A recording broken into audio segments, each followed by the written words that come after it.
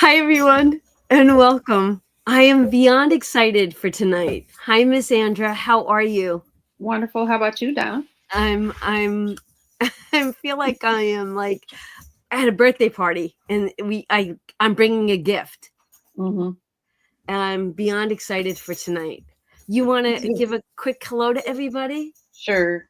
You guys have been chatting it up, I see. I didn't go far enough up. Okay. Hi, Onisa and Jen, Lisa. Let's see. Tina V is here. Oh, Jen, you're waiting on your son to come over? Nice. Hi, Budgeting by Amy is here. Wendy's here. My book got delayed, so I don't have it to read yet. No worries, Wendy. Um, I ordered the Audible. I had credits in my Audible account, so I've been listening to it. So, but I'm only probably like 30 minutes in. Okay. Let's see. Lisa, I hadn't read it yet either. I didn't think we are reading this week. I think we're watching the movie and then starting the book, or at least I hope we are. Yes, we are. Yes. Hi, Yvette. Janet is here, the crafty saver. Yvonne Perez is here. Misha's here. Judy's here. Hi, everyone. Yvonne A is here. Twin. Hi, Bobby. Bobby's here. Hi, Anne-Marie. Let's see. I'm getting down to the bottom now. Okay, because we Hi, have Kristen. a couple things to go over. And Elizabeth. Hello, hello. And Chrissy. And Christine. Jason's here. Doris. Nika Brown. Debbie is here from Camera Queen. Hi, Jeanette. Karen is here. Amy A is here. The comments just like jumped. Hi, Jack. Let's see. Amy L is here. We got 3 of the Amy's. The Secret, Misha. Shar is here. Rhonda.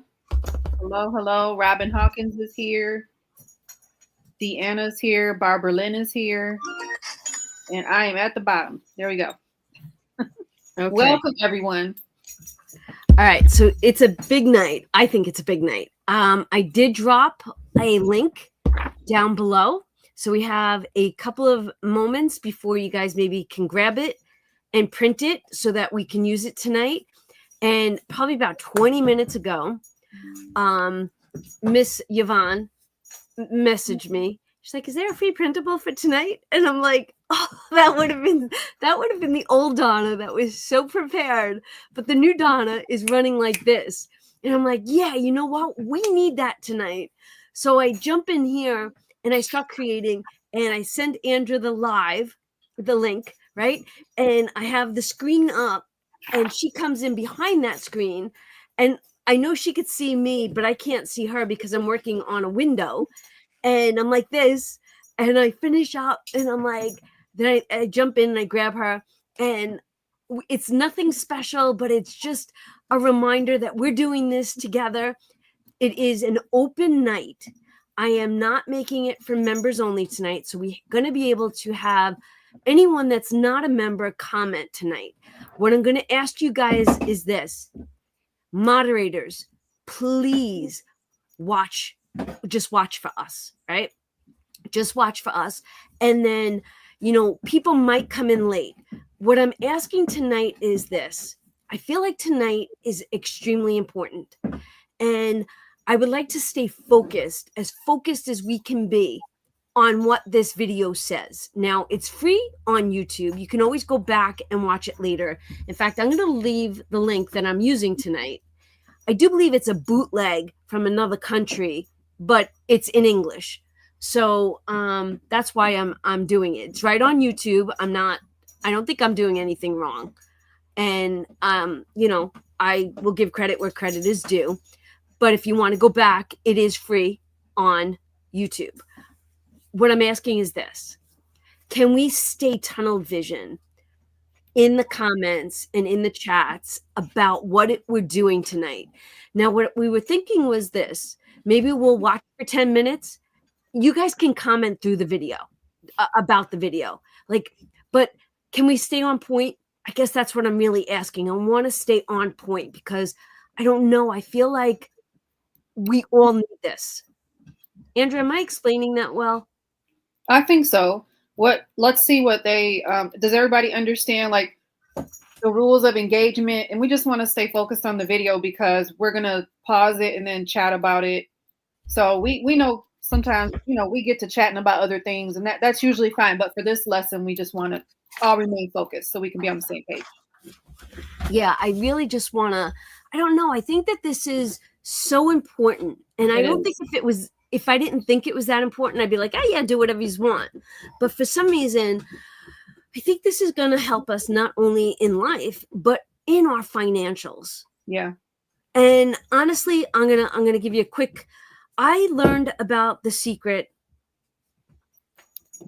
2006, 2007, when we were looking to buy a house in Pennsylvania. And I don't know, I got the DVD, the CDs, I got the book. I have been tuned in, but I don't think I tuned in that frequency well enough in a lot of things. In some things I did, I want to tune in more. You know how I always say noise versus signal? Mm-hmm. I want us to, I'm going to make you laugh. I hope I make you laugh.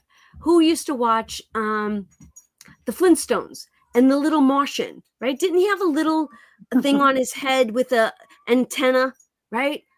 I want us to tune that antenna in because it's all about frequency and we can get this. And if we can get this, do you know, together, collaboratively, as a village, how much we can strengthen all aspects of our lives? Yeah, for sure. Okay, you guys get that. I hope I made you smile. Going over just a few things. Did you happen to see the bear video I posted? Wendy, I know she asked, she goes, that's not your house. I go, yeah, it's kind of my house. It's literally this way. It's across my field and into the building, right? And I told you last week that I literally took the dog for a walk through the backwoods to the building. What was I thinking? I was like, oh my God. So anyways, I wanted to go over that and just tell you that Janet, the Crafty Saver, left me the cutest comment on there, and I got it. I totally understood it. It was just like, and it made me smile. Then I want to ask Jen O. Jen O, would it be okay if I shared with them what you shared with me? I won't share if it's private. So just give us a second to see what she says. Carla was asking where was the mama. Okay. The mama bear. Don't know. All right. Guys, I'm probably going to need tissue. I was wondering, are you sure you want to do it? I do, because I think that I think I know Jen. I haven't even read the card yet and showed you all, but Jen, I know what it's like to type something, but to hear somebody's voice and their gratitude are two different things. I'm going to turn on my lights and I'm going to share with you. Jen sent me the most amazing, beautiful gift. And I'm going to change my camera. Hold on. I didn't mean to do that. There we go. Okay. So, all right. My camera might be slow, but my voice should be good. Do you see what this is? I'm going to start shaking.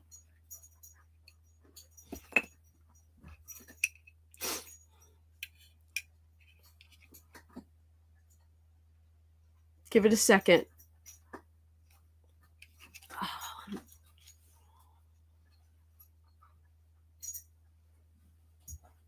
You know what? Give me 2 seconds to fix this camera. Give me 2 seconds. You guys should.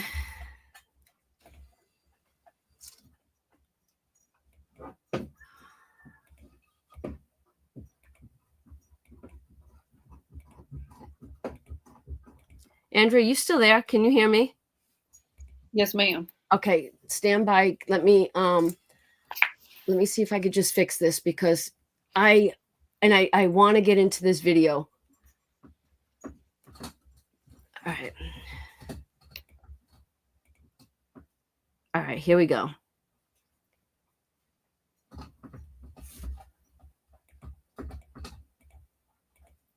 All right.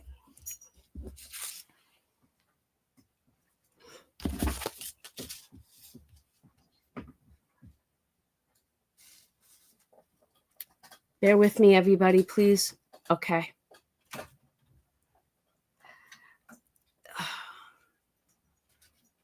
I'm gonna come back. You know what? That camera is so not working.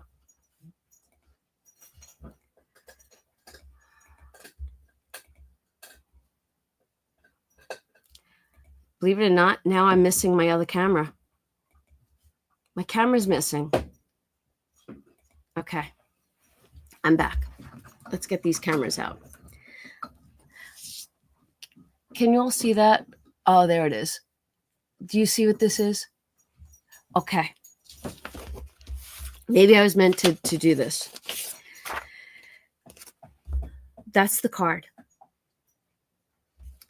And she writes, it's as if God picked you, especially for me, as a special gift. The sort of gift that uplifts and carries the goodwill of sister friendship.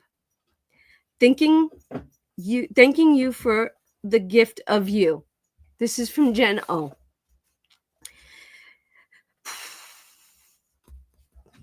She says, hey, I hope you are having an amazing day and enjoying Miss Belladonna. I want to thank you for so much, but this card isn't big enough. So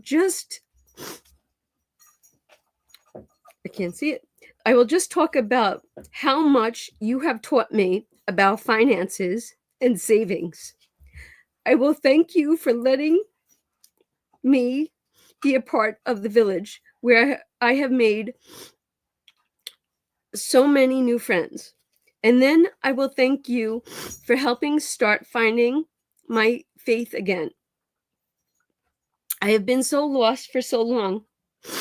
This necklace came from my great-grandmother when she and my great-uncle went to the Vatican to hear Pope John Paul II way back in the 70s.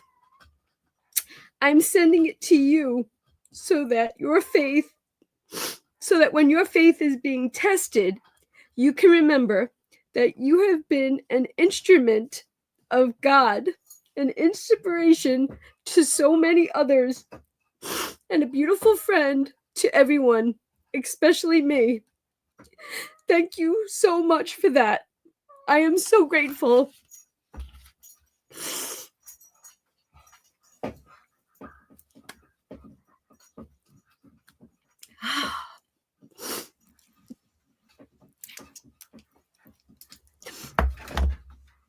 Oh my gosh, Jen, the necklace is an heirloom that she actually bestowed to me. And I think it's beautiful, and I will treasure it forever. But the words on the card speak volume. And in the reply to her email that I said, we started out as a village that, it takes a village. We're here for one another. But the village has grown into something more than I would have ever imagined. And I don't ever want it to disappear. And it has expanded to Andra and Judy and Laura and everyone else, because we're all connected in different ways. And these lives give us a platform. It's a platform for us already, Andra and I, but it gives you guys a platform, and it gives you a voice. And that means so much to all of us. So I just want to say how much I love each and every one of you for not only subscribing, but showing up on these lives, leaving comments, and being inspired. Because that's all I ever want to do, is inspire each and every one of you to raise the bar in every aspect of your life. So I wanted to say thank you again. Jen, you touched my heart, my soul, my inner being. All right, we have a lot to cover tonight. Thank you guys for letting me have that platform. Are you guys ready to get into the secret? I will start to play it, and then I will take care of her. All right, here we go. We're going to test the sound.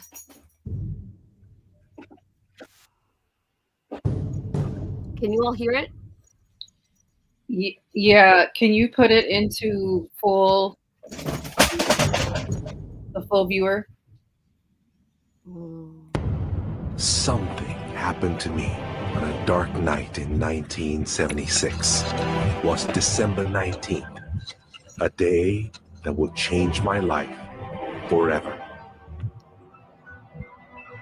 It was the day I died. Let's see with these eyes.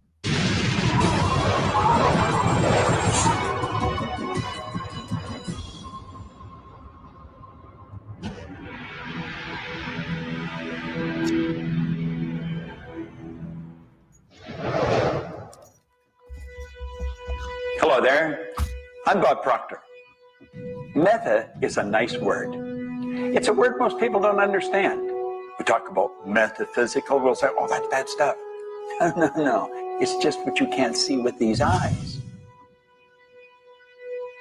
You got to see with an inner eye of understanding. Meta is beyond the physical. Do you know that 99% of our population has been programmed to let the outside world control the inside? If you want to get what you want, you let the inside world control the outside. That's what the meta secret's all about. The meta secret to wealth and abundance is doing what you love, following your passion, enjoying your life, being grateful for this moment, realizing that in fact, you already have wealth and abundance. You have wealth and abundance to the level that you allow it in your life. Expand your level of openness, deservingness, and you can have more wealth and abundance right now. How do you become more wealthy? You become more grateful. Studies here in the U.S. show that grateful people earn more money and are better at innovation. So the first step to becoming more wealthy is become more grateful. Find the good in your world right now, and you'll take a first step to become more wealthy. The meta secret to wealth is knowing exactly what you want and then being willing to pay the price to get it. Most people think that wealth just comes out of having this impression in your mind that you're going to live an abundant life. And that's an important piece of it, but it's incomplete. If you look at the word attraction in the law of attraction, the last 6 letters spell action, A-C-T-I-O-N. One of my favorite words is satisfaction. We all want to have satisfaction. And again, in Latin, satis means enough. enough action, satisfaction, enough action produces the result. You know, I've been very, very successful with the Chicken Soup for the Soul books, and everyone thinks, oh man, you were lucky, you had this great idea. And we use the law of attraction. We visualize, and we put up posters around our office that simulated bestseller lists with our name #1. We visualize bookstore windows full of Chicken Soup for the Soul books, all of which came true. But there's a asking and a believing and a receiving, 3 steps that I think of in the law of attraction. And the second part of believing is taking action. Because if you believe that your action is going to pay off, you'll take the action. So believing doesn't just mean like sitting there going, I believe I can be wealthy. It means doing the things that produce wealth. The key to abundance is to act in spite of fear, act in spite of doubt, act in spite of worry, act in spite of inconvenience, act in spite of uncertainty, act in spite of anything. If we're talking about metaphysical, we're talking about beyond the physical. So what we've got to do is go inside. We've been programmed to live from the outside in. We're letting what's going on outside of us control what's going on inside. If we're going to get into the meta side of our own personality, we've got to get away from this physical instrument we've got and move into the higher side of our own personality. And start to understand that we live simultaneously on 3 planes of understanding. And we work from a higher to a lower potential. If you're working with electricity, any electrician, any engineer will tell you that you have to work from a higher to a lower potential. If you go contrary to that, you're not going to get any use out of the electricity. Well, when you're working with the mind, you don't start with the physical and work up. You start with thought and work in them. Thoughts are of a spiritual nature. Spirit's omnipresent. Where's thought? Thought's omnipresent. 100% evenly present in all places at the same time. I can be underwater and think. I can be in an airplane and think. I've had the pleasure of working with a couple of the astronauts that have been on the other side of the moon, and they could think. Not only could they think on the other side of the moon, they could transfer their thoughts to somebody here on Earth. It's just a form of telepathic communication. You know, it's been said that if you build it, they will come. I think if you build it and you build something with true excellence and you distinguish it in the marketplace and you come up with a selling proposition and you are aggressive in your marketing to the world, it's possible that people will come, but it's not inevitable that they will come. And sitting around passively visualizing things is not likely to get the world beating a path to your door.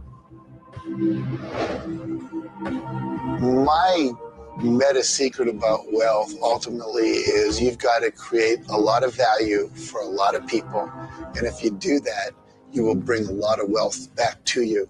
So by giving service and giving that which helps other people improve their lives, brings joy to them, brings service and products to them, if you do that and you keep expanding that, always be thinking about expanding your service to others. And if you do that, wealth is a foregone conclusion. First thing, quit listening to what everyone else is telling you what to do. And start paying attention to what you want to do. You see, I can look back with my memory, and I can remember going and saying, Mom, Dad, or to the teacher, I want to do so-and-so. And they'd say, now, how are you going to do that? See, what they didn't understand is I didn't know how to do it. But neither does anyone know how to do the things they want to do when they first think of it. You don't have to know how. You know, 2 young bicycle mechanics from Dayton, Ohio, in the United States of America, introduced us to a new kingdom. They were the first ones to fly in airplanes. The whole world believed that you couldn't do that. Anything heavier than air is attracted towards the center of the world. You can't fly. But they wanted to, and so they did. Well, clarity to me is a very different concept than I think a lot of people. The first thing I want to know is, what do you think you're trying to accomplish? The next thing I want to know is, why are you trying to accomplish it? The next thing I want to know is, if you accomplish it, what do you really think is going to happen in your life? A lot of people come to me and they say, I want to grow my business, because I work a lot in the business world, the entrepreneurial world. I teach a concept, achievement concept, a concept that is predicated on taking action and implementing, called optimization. Optimization is getting the highest and the best use and result and outcome of your time, your efforts, your emotion, your life, your relationships. But you can't begin, and this is where a lot of people, I think, really fall down. You can't begin to optimize until you take the time to observe, examine, and identify not all, but the scope of options and alternatives and other possibilities available to you. Number one, to achieve the goal, and number two, as an alternative goal. Clarity is power. Just by being clear, you will automatically begin to magnetize things to you, to your life.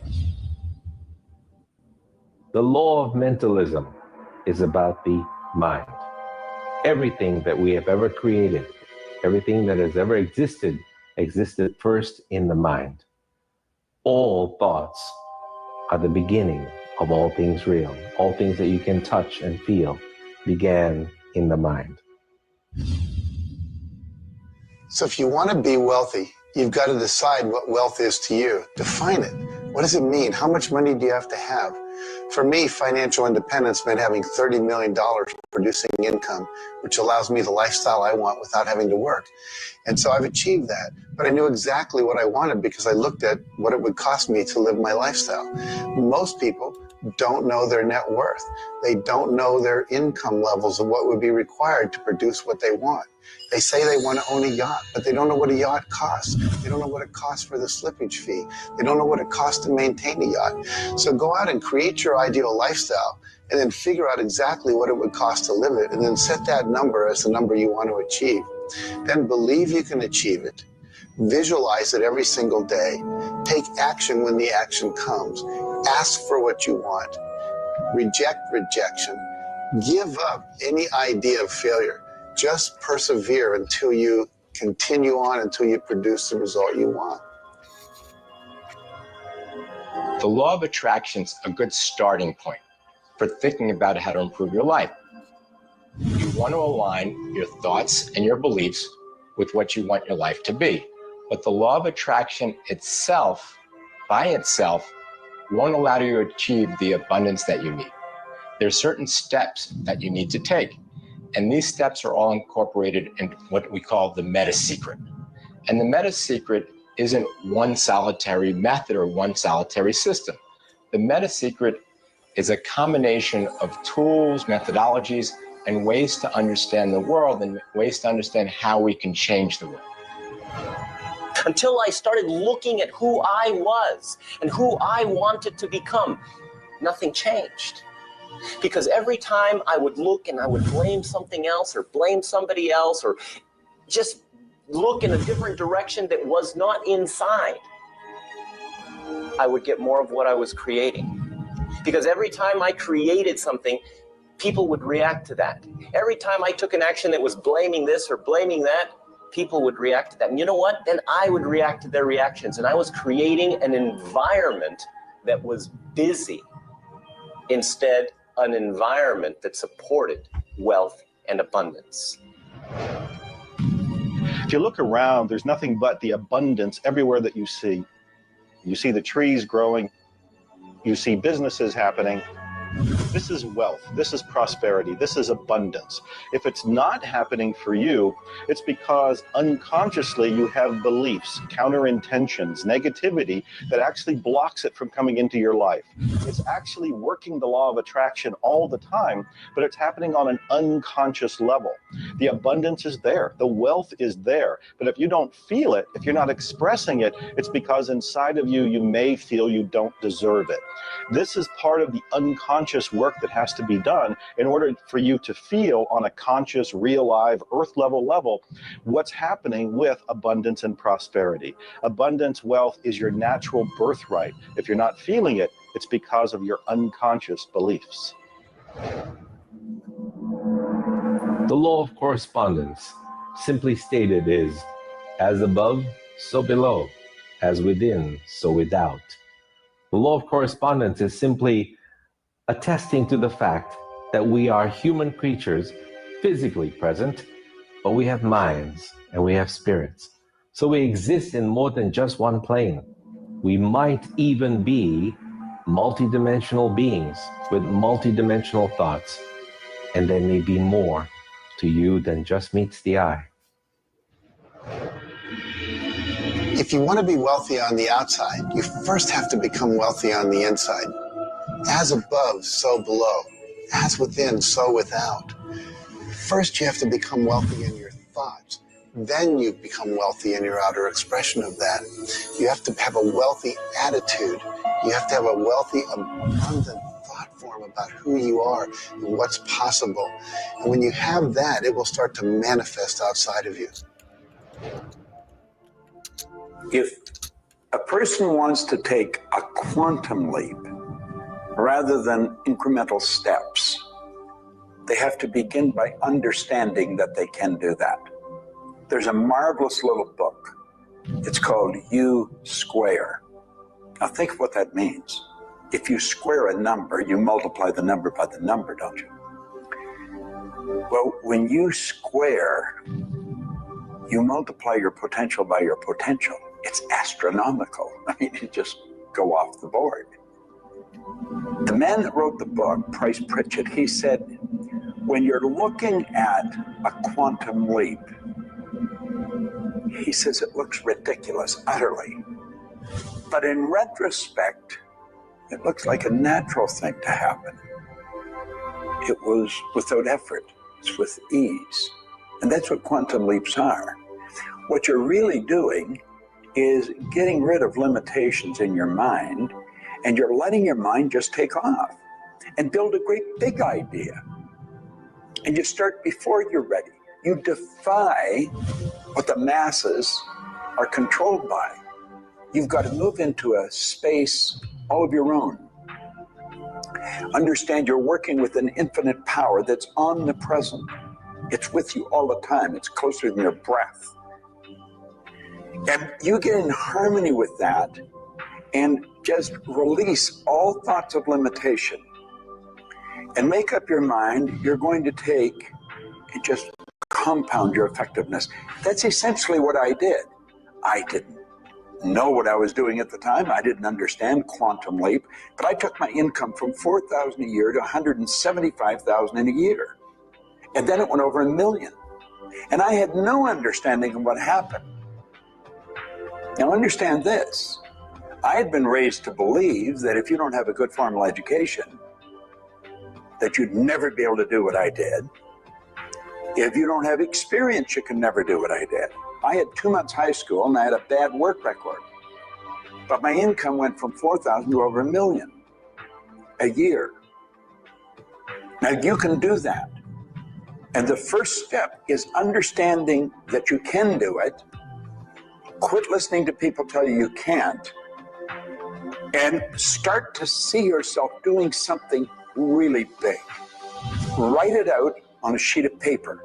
Begin by saying, I am so happy and grateful now that I have turned my annual income to a monthly income. It's not just about attracting things to you. It's about learning to trust what you're attracted to.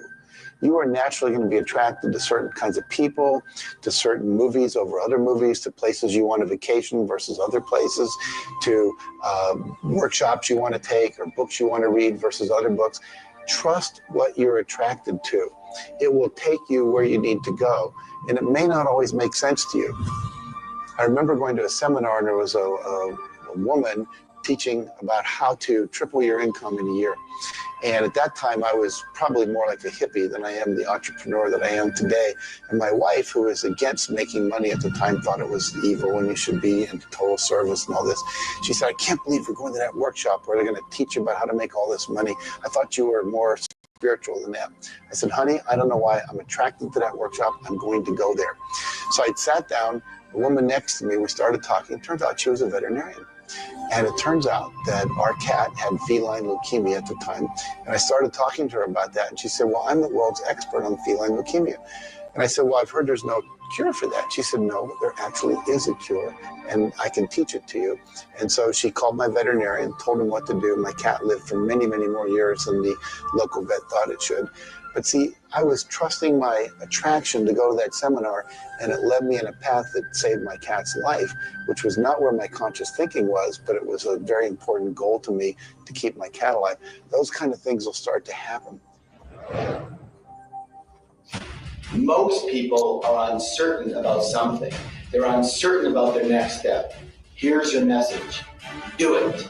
Do it. Whatever you're uncertain about, do it. Take the step. You will learn so much more. You'll get so much further faster by actually getting in the game than doing it, than thinking about it forever.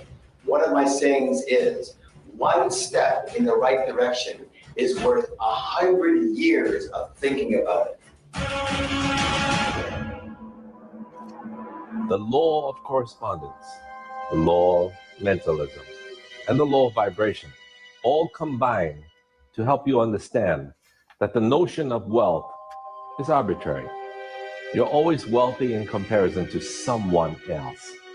You choose a person to compare yourself with, or your wealth or your level of wealth with, and then you decide at that point to be happy with the situation or to be unhappy, and therefore change it.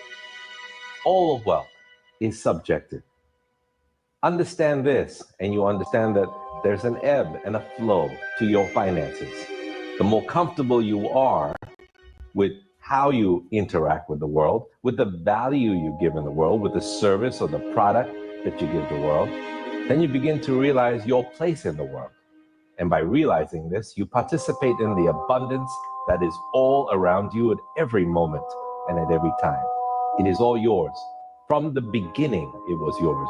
Until the end, it will always be yours.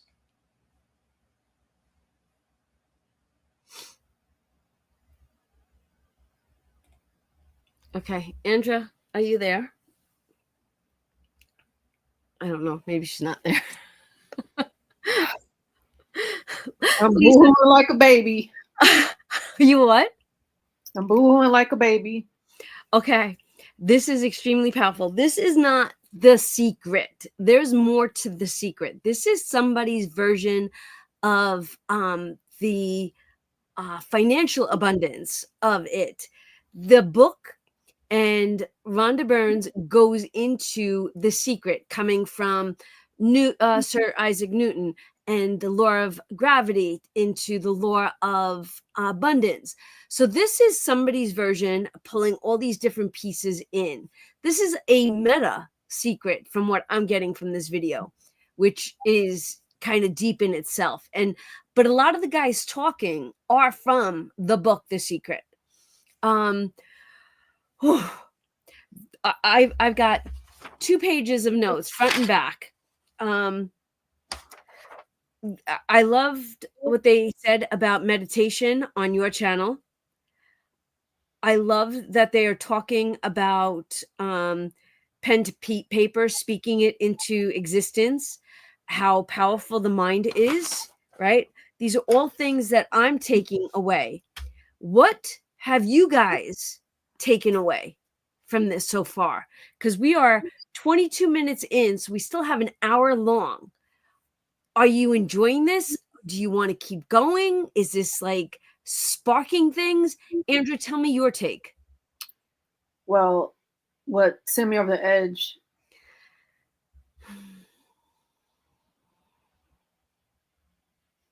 Oh boy. Everybody I never saw that. And he talked about the cat with cancer. And that was meant for me because I'm believing over Piper that he's healed. And he's still here. And he should have been gone. But my mind was like, nope, he's gonna stay here for a bit, and he's still here. And so I battled negativity like for years. Like I grew up in it was very negative. Although we were in church every Sunday, always in church, some of the people were very mean. Jeanette, your video resonated with me. Your faith will help. I'm gonna go off on a tangent. I'll be right back. Go ahead. There was so many things that I was like, yes, I remember not feeling welcome, not for the same reasons as you, Jeanette, but sometimes, and I'm not dogging church, guys. I'm very much a Christian. I'm very much into that, but sometimes there can be some very mean people, and that's anywhere. But anyway, I call them hypocriticals. Yeah, my main point of saying that was that I've worked very hard to stop being negative and to be positive, and it's taken a lot of years. And excuse me, in being a clinician now, I'm jotting down notes too, and it's like thoughts, feelings, and behaviors. That's what we work on when we're doing cognitive behavioral therapies with people. We are trying to help you work on this thing so we can help with the behaviors that are happening, the impacts that you're having. But it all starts with what's up here. So, and also just an observation, this is not Christian based, but everything that's being said has already been told to us. And that's why I started to throw out a verse, and then you see a couple more people like Mary and somebody else did too. But this is all written, right. It's not coincidental. No, this all goes together. Yes. Anyway, I'm a mess because of the cat part, but this is my jam. This type of stuff is my jam. This and I there's so much that we can we 10 to 1, we know the majority of this, right? We know it. It's in here somewhere. It's up to us to implement it. Bring it to the forefront. Yeah. Start using it. Be more powerful in our thoughts. I feel like I said this with I think Shar brought up our words, right, for the year, our affirmations, our motivational hop. Mm-hmm. I feel like this was the course that I was on. And I didn't know that this was going to bring us to this. Yeah. But I think that we need this. I ask God all the time, give me your work. Give it to me every day. Give me the job that you need me to do, and I will get it done. I don't know what I think he puts the words in. I think this is something that he wants me to talk about. I don't know why I feel that way, but I do. Yeah. And not to bring God back into it, but it definitely is. Everything's in us, right? And if God created us, it's up to us to pull it out. And last week on the live, I talked about seeking more knowledge. I am on a hunt for more information. I don't know what information I'm searching for, but it might be here. Yeah. Emily, what you wrote about Lee, we were told Dominic wouldn't live probably past 6 months. He's 25. So I don't subscribe to a lot of that stuff. Jen said, but you need to know that you are already wealthy. It's not just about money. Absolutely. Jack okay, said, you guys are asking for, Lisa sent this to me. I didn't mean to, I'm sorry. I didn't mean to cut you off. Fine. I apologize. Go ahead, finish your statement. I'm reading Jack's comment. Cats are in tune with us, and definitely negativity. I think it empowered a lot of us, and we fed into it, but we are finding power and positivity. And this definitely is eye-opening how to put it out. And then Lisa said, yep, that's powerful, Emily. That's why she has you as her parent. It's not by accident. Go ahead, D. There's more. Okay, so Lisa must be scanning the comments, and she's saying that you guys were talking about the 7 hermetic principles, right? Mentalism, correspondence, vibration, polarity, rhythm, cause and effect, and gender. So you know what? I'm going to make this a printable, and give me a day or two. I do have a meeting with Mama Bear tomorrow, but this is important, And I promise that this is going to become a printable that you're going to add into that Donna binder that I think that some of us have. That I just keep giving you things to put in this, because at one point or another, you are going to need the information that maybe not this moment, but you will. Yeah. I have a wicked headache. Like, I don't know if it was the crying for the 2 days or the knowledge that is going into my brain. But I'm like, but it's a good one. Like, it's not like a bad one. It's just like, wow. Mm-hmm. Are you guys enjoying this? Can you guys give me a yes, or like, give me something. Give me something. Give me one word that is encapsulating this moment for you. I want to see you. I want to hear you. Oh my God, I love you all so much. Curious. Go Wendy. Go Gretchen. Gretchen, you had a good comment too. I wrote that down. Empowering. Hi, Miss Jack. Ooh. Our minds are so powerful. We've just, and we haven't even touched a portion of what our minds are capable of doing. Oh, yeah. Hi, Donna B. Hi, Brenda.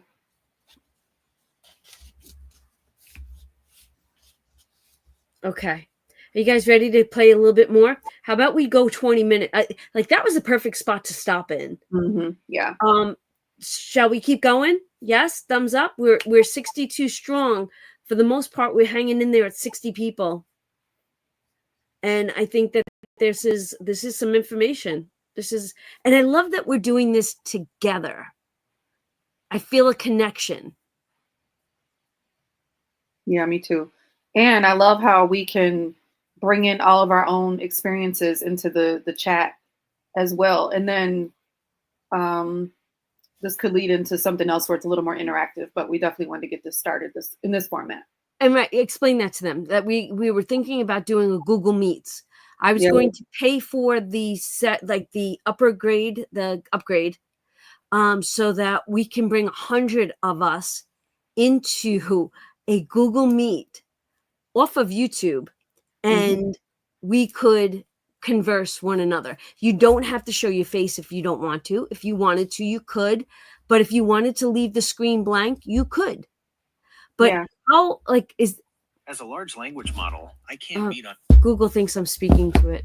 Because I said... Not only that, I think that there were a couple of people that wanted to facilitate, that were more... I'm not familiar with these laws. I'm familiar with how to apply it in counseling practice.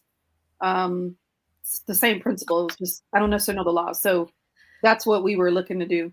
So basically, we have not dived into, we have not gotten into the secret yet. Like, that's where the book, I know some of you said you're getting it.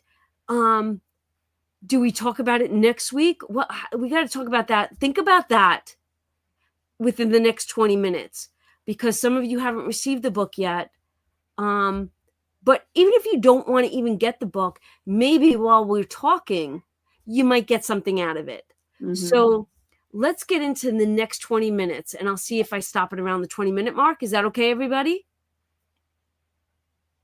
Yeah, we had a lot of yeses from before, too. Okay, we got thumbs up. Thank you, Robin. All right, let's go.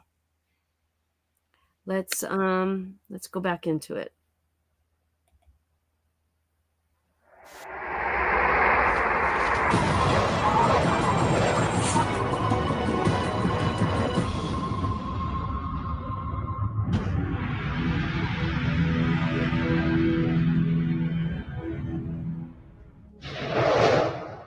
The meta secret to relationships is to know that the universe is giving you love right now. When you give love to the universe, when you give love to another, you will receive love in turn. Love is the essence and nature of relationship. Relationships are a two-way street. It's not just about taking and giving and receiving and getting what you want, but it's also about giving. I like to say that each person should take 100% responsibility for the quality of the relationship. Because if you take 50-50, whenever it's not working, it's going to be their 50%. So if you take 100% and act as if everything in the relationship, you're creating it, and when it isn't exactly what you want it to be, say, how am I creating that? Take that curiosity and use it as a tool. And when you get the answer like, oh, I'm not coming home on time, I'm not listening, I'm not doing this, then you have the opportunity to shift and do the thing that produces relationship. A friend of mine wrote a book called Making Relationships Work. And the idea is there is work in making the relationship work. So be willing to do the work. Give as much as you get. The more you give, the more will come back. To have a better relationship with anyone in your life, first, you begin by having a relationship with yourself. Treat yourself the way you would your very dearest friend. Love yourself regardless of all the crazy shenanigans you pull. Believe me, I do this every day. So if you want a better relationship with someone else, love yourself. Relationships are part of what the universe is giving you as a gift. The first and most important relationship is the one with yourself. When you love yourself, you heal yourself. When you love yourself, you become a magnet that people want to hang around, and you begin to attract other people and new relationships.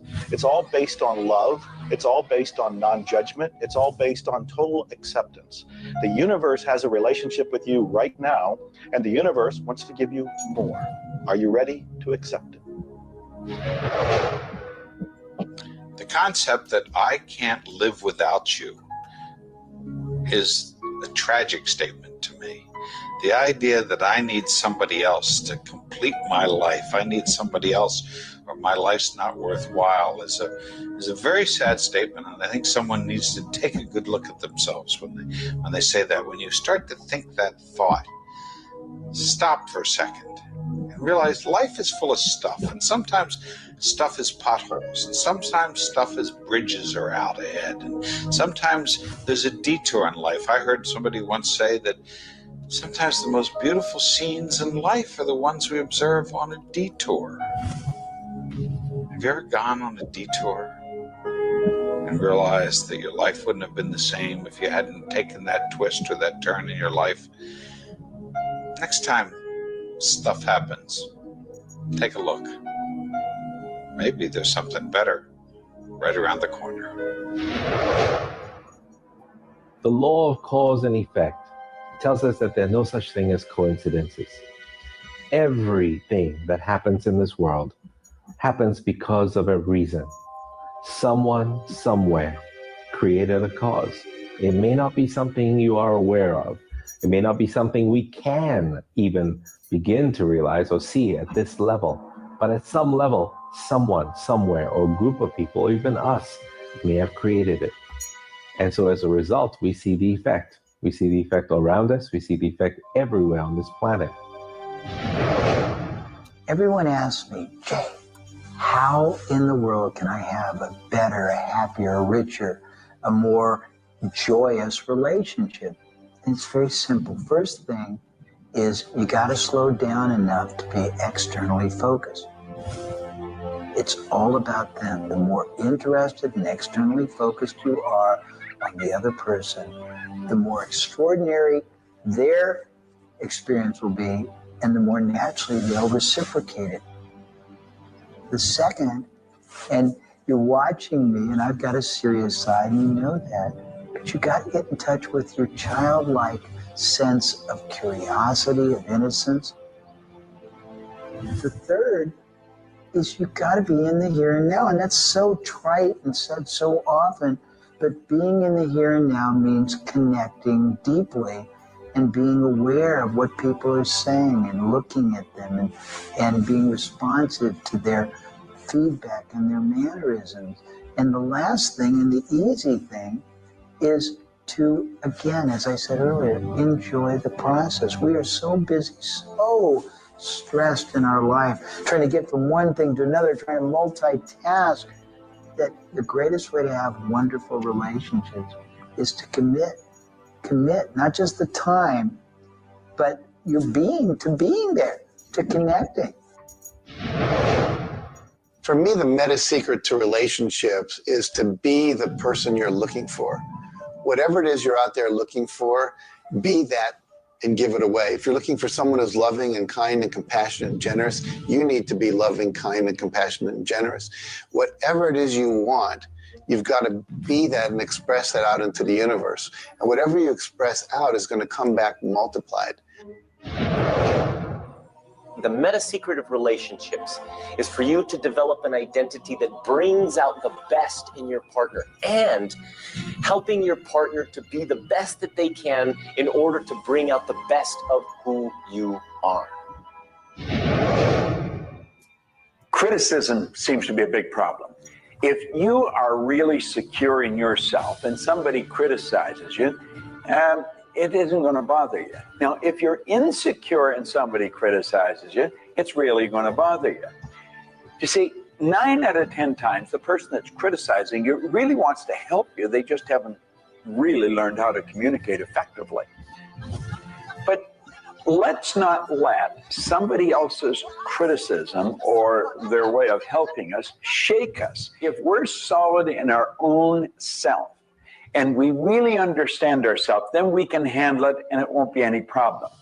If criticism really rattles your chain or rattles your cage or really upsets you, it's not the criticism that upsets you. It's not the other person's opinion that upsets you.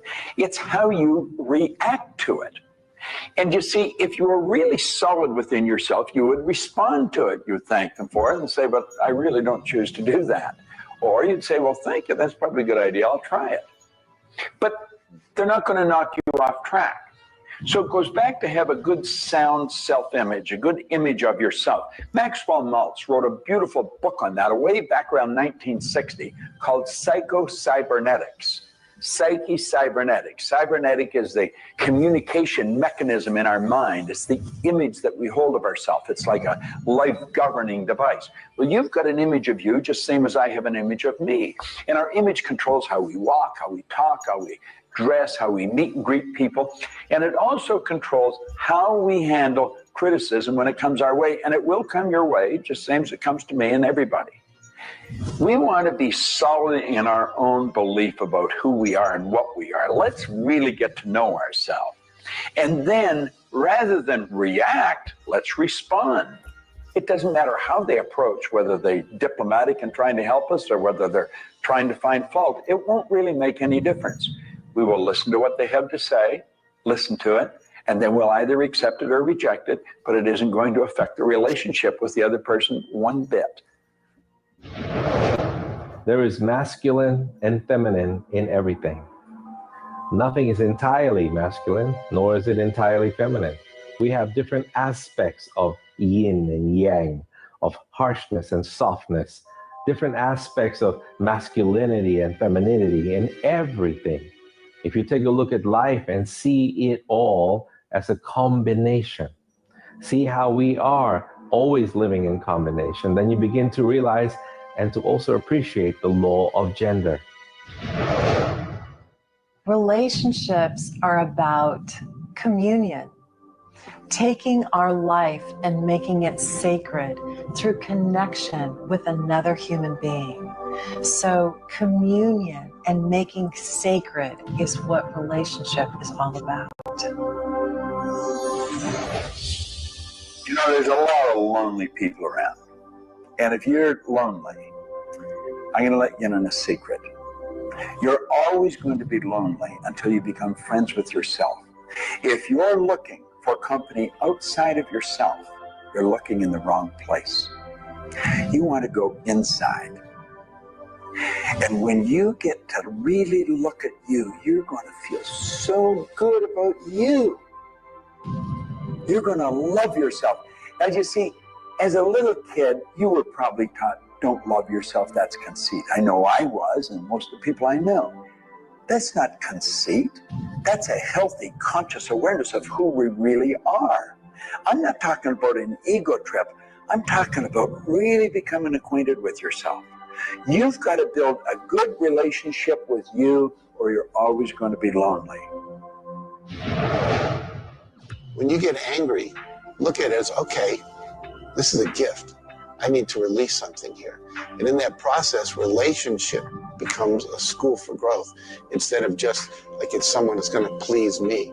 Look at how can I serve them and how can I learn from them, as opposed to how can I manipulate them to give me all my needs met.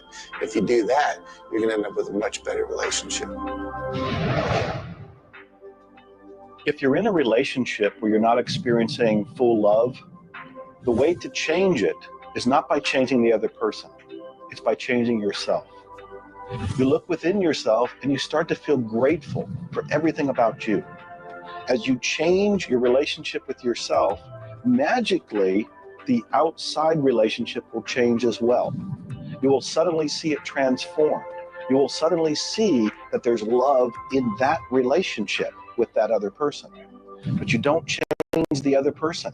You change you. A lot of people spend valuable time in their life focusing on the past. I could probably spoil your week if I reviewed the first 26 years of my life. My life was a mess. And you know, at the end of 26 years, imagine living for 26 years and looking at yourself, you're unhappy, sick, and broke. I had a guy look at me and he told me I was one of the most miserable people he had ever met. And he was right. I was plain miserable. He said, you're always sick. I didn't have a terminal illness or anything, but I was always backache, headache or something, and I was always broke. He said, why don't you change it? Well, as long as I kept focusing on what led me to this point, which was a bad trip, I was going to create more of the same. And he said, let it go. Forgive it. If you're looking for love and not finding it, it's no doubt because of a lack of forgiveness in some area of your life. This is true for all of us. You want to look in your life, look at your past, look at all of your relationships, and ask yourself, where have I not forgiven? Myself, my parents, my siblings, my neighbors, my relatives, my business partners, where have I not forgiven? When you go and forgive, you release the energy that allows the law of attraction to bring new love and new relationships into your life. How do you do this? You look and ask yourself, where have I not forgiven somebody? Somebody's going to come to mind. It could be you. The second thing you do is say, can I forgive them? Can I forgive myself? Whether you say yes or no, you move to the third part of this. And you start to wonder, what made that person act the way they did at that point? What made me act the way I did at that one point? And you start to go deep into understanding the psychology of behavior. And you realize we're all doing the best we can, yourself included. At that point, when you can forgive yourself and you can forgive these other people, whoever it might be, for whatever may have occurred, when you forgive them, you release all of the energy that's been stuck psychically within your own mind and your body and your soul. And when that releases into the universe now has an open pathway to return to you new love, new relationships, new blessings. It all begins with forgiveness. And you can do that right now. When we talk about love, we're talking about the greatest word in the world. Leadership is a great word, but no word compares with love, because without love, you're dead. There's life in love. There's forgiveness in love. There's really everything. There's thankfulness in love. Now, the problem is learning. Where do we start? Because we find sometimes in families, there's no love. In marriages, there's no love. But we quit looking around and we start learning. It begins with me. And when we start learning, we're not too loving ourselves. And it begins with your learning. To me, You could say you're loving, but unfortunately, you love people you like. Love has to be unconditional, loving those you don't like. Now, in my case, when my wife married me, she said she loved me. I told her I loved her. But as soon as we got married, I would say, I love you. She said, well, why don't you act like it? I say, I do act like it. She says, you have a funny way of showing it. I say, well, I love you enough to die for you. She says, try living a little. And so I discovered, as loving as I was, I didn't fit her definition. The law of gender, the law of vibration, and the law of rhythm. All of these figure in relationships. You see, love is a dynamic. Any relationship is a dynamic. When you are actively relating, that's when it's alive. That's when it's fun. When you sit back and you start to look at the relationship, then it becomes static. It becomes a relationship to be assessed, to be looked at. But when you're relating to your partner or your spouse, amazing things happen. It's dynamic, it's moving, it's alive.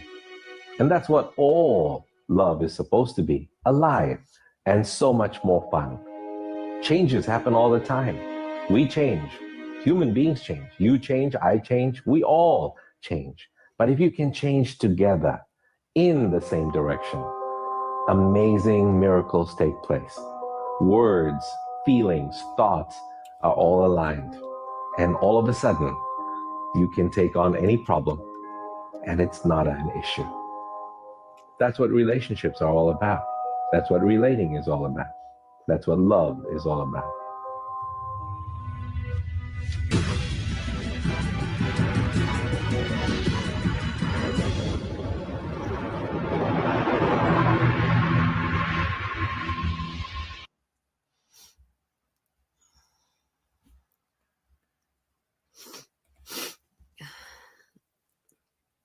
All right. That section is over. I am, what'd you take away? You want to start? There's just so much. I feel like like we should be like the monkeys, right? Like. Well, again, like I'm going right back to the Bible because these are things that unforgiveness, bitterness, that. And I realized, and we talked actually about this before, not that long ago, when we were talking about the need to forgive and forgive, not forget, but to forgive because it blocks goodness that's meant for you. And we had a villager that was struggling with some things, and there's some really awful things that have been done to a lot of us. But and Piper, sorry if you guys hear him yelling at me. I'll get you in a minute, baby. And I know it's hard. Abuse, neglect, awful words. We were told as children that we were never going to be anything. We sucked. Like, I don't want to say some of the things that, I heard, but because there's some profanity, but those are things we have to learn how to overcome and forgive those that did those things to us. But anyway, forgiveness was a big takeaway for me, and then love. And you wrote it, but in Corinthians, it defines what love is. It's patient and it's kind, and it's not self-seeking. There's so many things. So maybe some people just think they know what love is, but maybe you weren't. And I think An wrote it. Maybe Bev. Some of us. Maybe you didn't experience it, so you're not familiar with it, and so you accept people in your life that are not loving you, and that hurts. So those are my two big: love and then forgiveness. Do you guys see how when we take a step back? I'm pushing myself back. Do you take a step back, and we're at that 6-month mark, right? We're at the half-year mark. I'm getting like that wow moment where everything that we've done January, February, March, April, May, June, July led us to July. Like I keep coming back to that. Like, this is a journey, and we could follow the path that we're on as a village. Like, we're talking feelings, emotions, motivational, mindsets. We're coming full circle here right now with this video. Mm-hmm. All the things. Several people have referenced it. And the Faithful Hop. I mean, whoa! I'm like, yeah. I'm wowed. We got I must have I'm wowed. Like, the comments, the conversation. Shar, how are you doing right now? Because you just said you were very emotional about everything that you're seeing. I really want what I want. And I usually don't say I want something. Mm-hmm. But what I want tonight is that we take away something amazing. And I want that so badly. I want us each to take away something. Yeah. And tonight. those of you that are having all these emotions, and I'm reading the comments, I'm so happy that you're allowing that to happen, because this is by no mistake that we've been brought together to go over this. I'm so happy that we're here. And what I want to offer is that I hope that we leave no one in an unsafe space.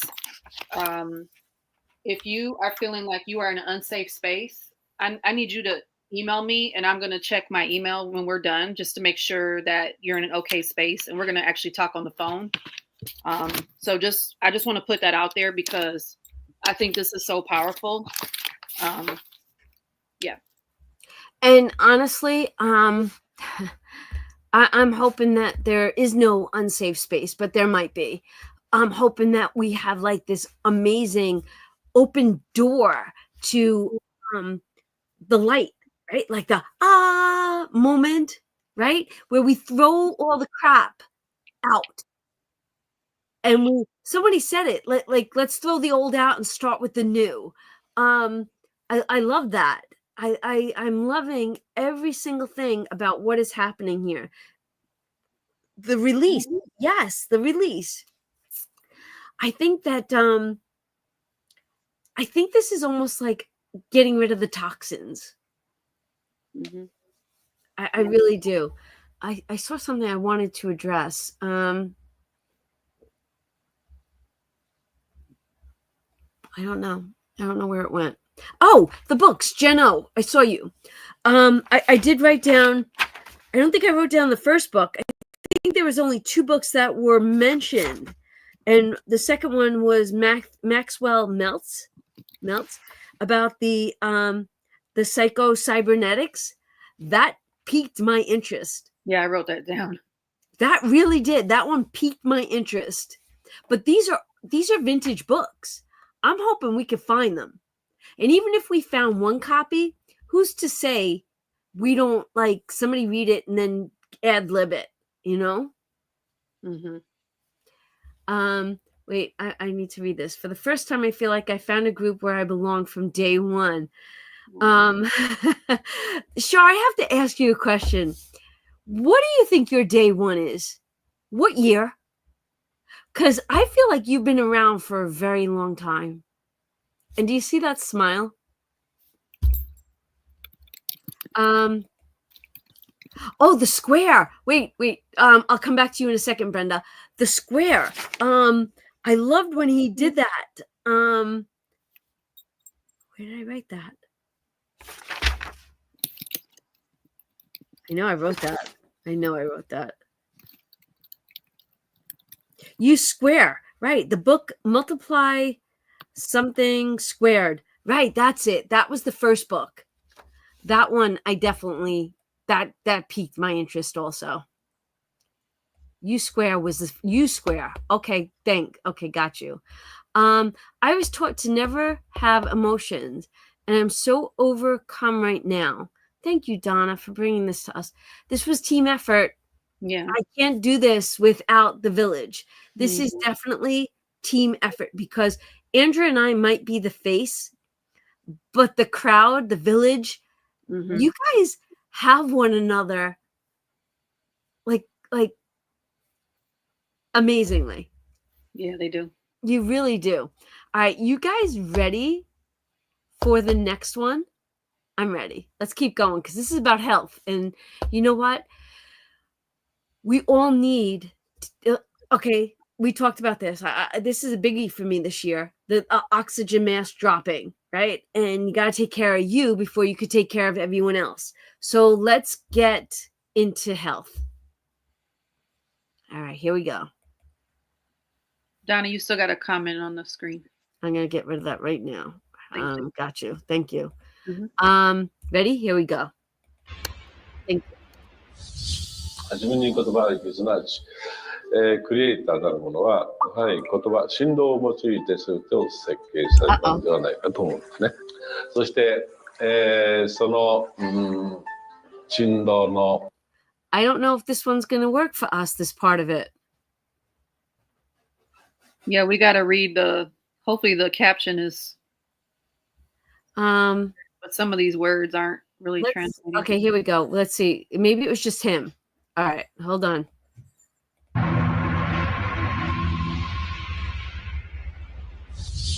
はじめに言葉はすなわち、クリエイターなるものは、やはり言葉、振動を用いて全てを設計されたのではないかと思うんですね。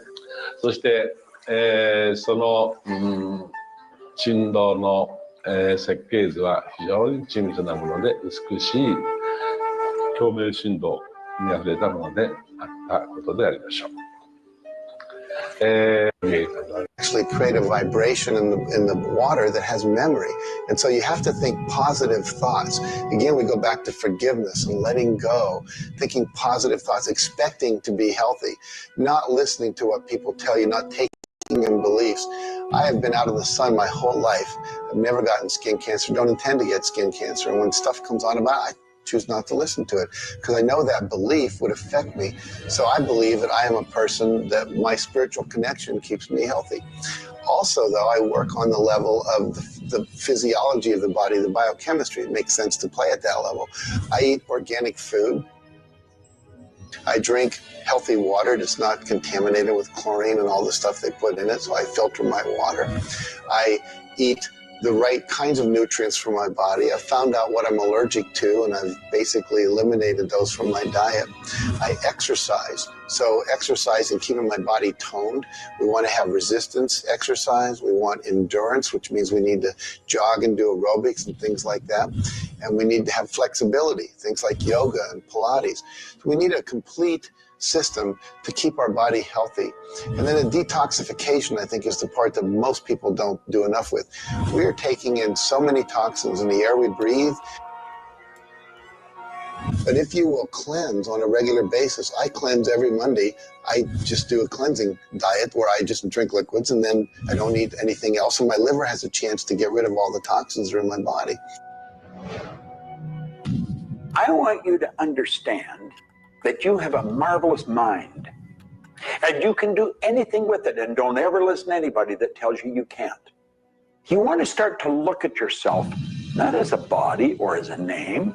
Like, I'm not Bob Proctor. Bob and Proctor are just two words. You've never heard anybody phone into school and say, body's not coming today, it's sick. Never hear anyone say, hand, it's my hand, my body, my name. Well, you see, there's something wonderful about you and something wonderful about me, and it's the same thing. We have a marvelous mind. We're creative beings. Talk to your body. You're not a body, you live in a body.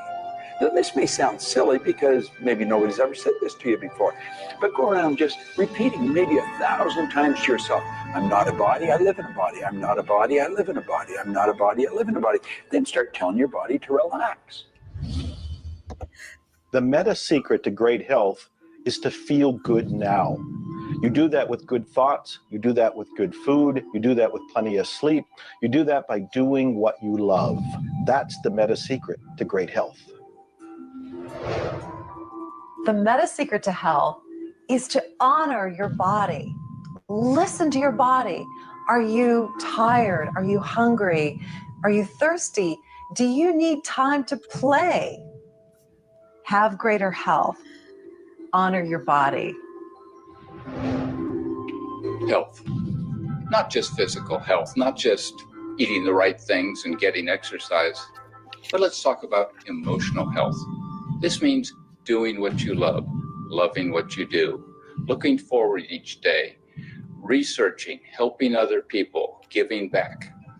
This is the meta secret to emotional health. To me, recognizing the divine component in us has a twofold effect. On the one hand, it's incredibly humbling, because how many of us really live up to being godly? How many of us really maximize the God-given talents that we're given? How many of us really live lives of fulfilled potential? So on the one hand, it's kind of intimidating, but on the other hand, it's very inspiring. It's inspiring to think, I, as a human being, am capable of being godly. I'm not God. I'm not going to confuse myself with God, but I am capable of being godly. I am capable of a goodness which can resound around the world. I am capable, like God, of using language to bring things into existence. An architectural drawing is the languaging of a building into existence. A marriage contract is the languaging of a relationship into existence. Any sort of contract does that. A novel creates a world that may be more real to us than the so-called real world that we are living in. And being godly is both an obligation, which frankly I feel I fall vastly short of, but also an incredibly inspiring opportunity. And the ancient traditions, not only the one that I come from, but really all of them, teach us this. The law of rhythm is the very fabric of life itself. Rhythm is everywhere. Things are born and things die. We move into a season and we move out of a season. We go within and we go without. We change. Rhythms flow in our emotions as well. You cannot always be feeling happy. Sometimes you'll feel sad, you'll feel down, and then you'll come out of it. Whatever goes up must come down. You've heard the language. Rhythm is exactly that. And the minute you begin to realize that all of life is all about the law of rhythm, then you can flow easily in bad times and then have more fun in happy times. When you start to expect rhythms, know that if you're happy in one direction, you can also be unhappy in the other direction. The law of rhythm surrounds us, works with us, and if you master it, there's nothing you can't do. The meta secret to health and having amazing energy is the ability to look at your world from a perspective that, hey, things aren't always going to go your way. But you know what? As long as you always do your best, as long as you are focused on what you achieve and what you're trying to accomplish, then it's all going to work out. I think one of the most important keys is to recognize in life just about all the limitations that we have are self-imposed. To realize that is the greatest breakout, the greatest. I talk about staging jailbreaks in your life, breaking out of the mental prisons, getting over the walls of the self-imposed impossibilities in life. And it is remarkable what happens when you realize, take a look at what really is holding you back. And very often, almost all the time, it's you.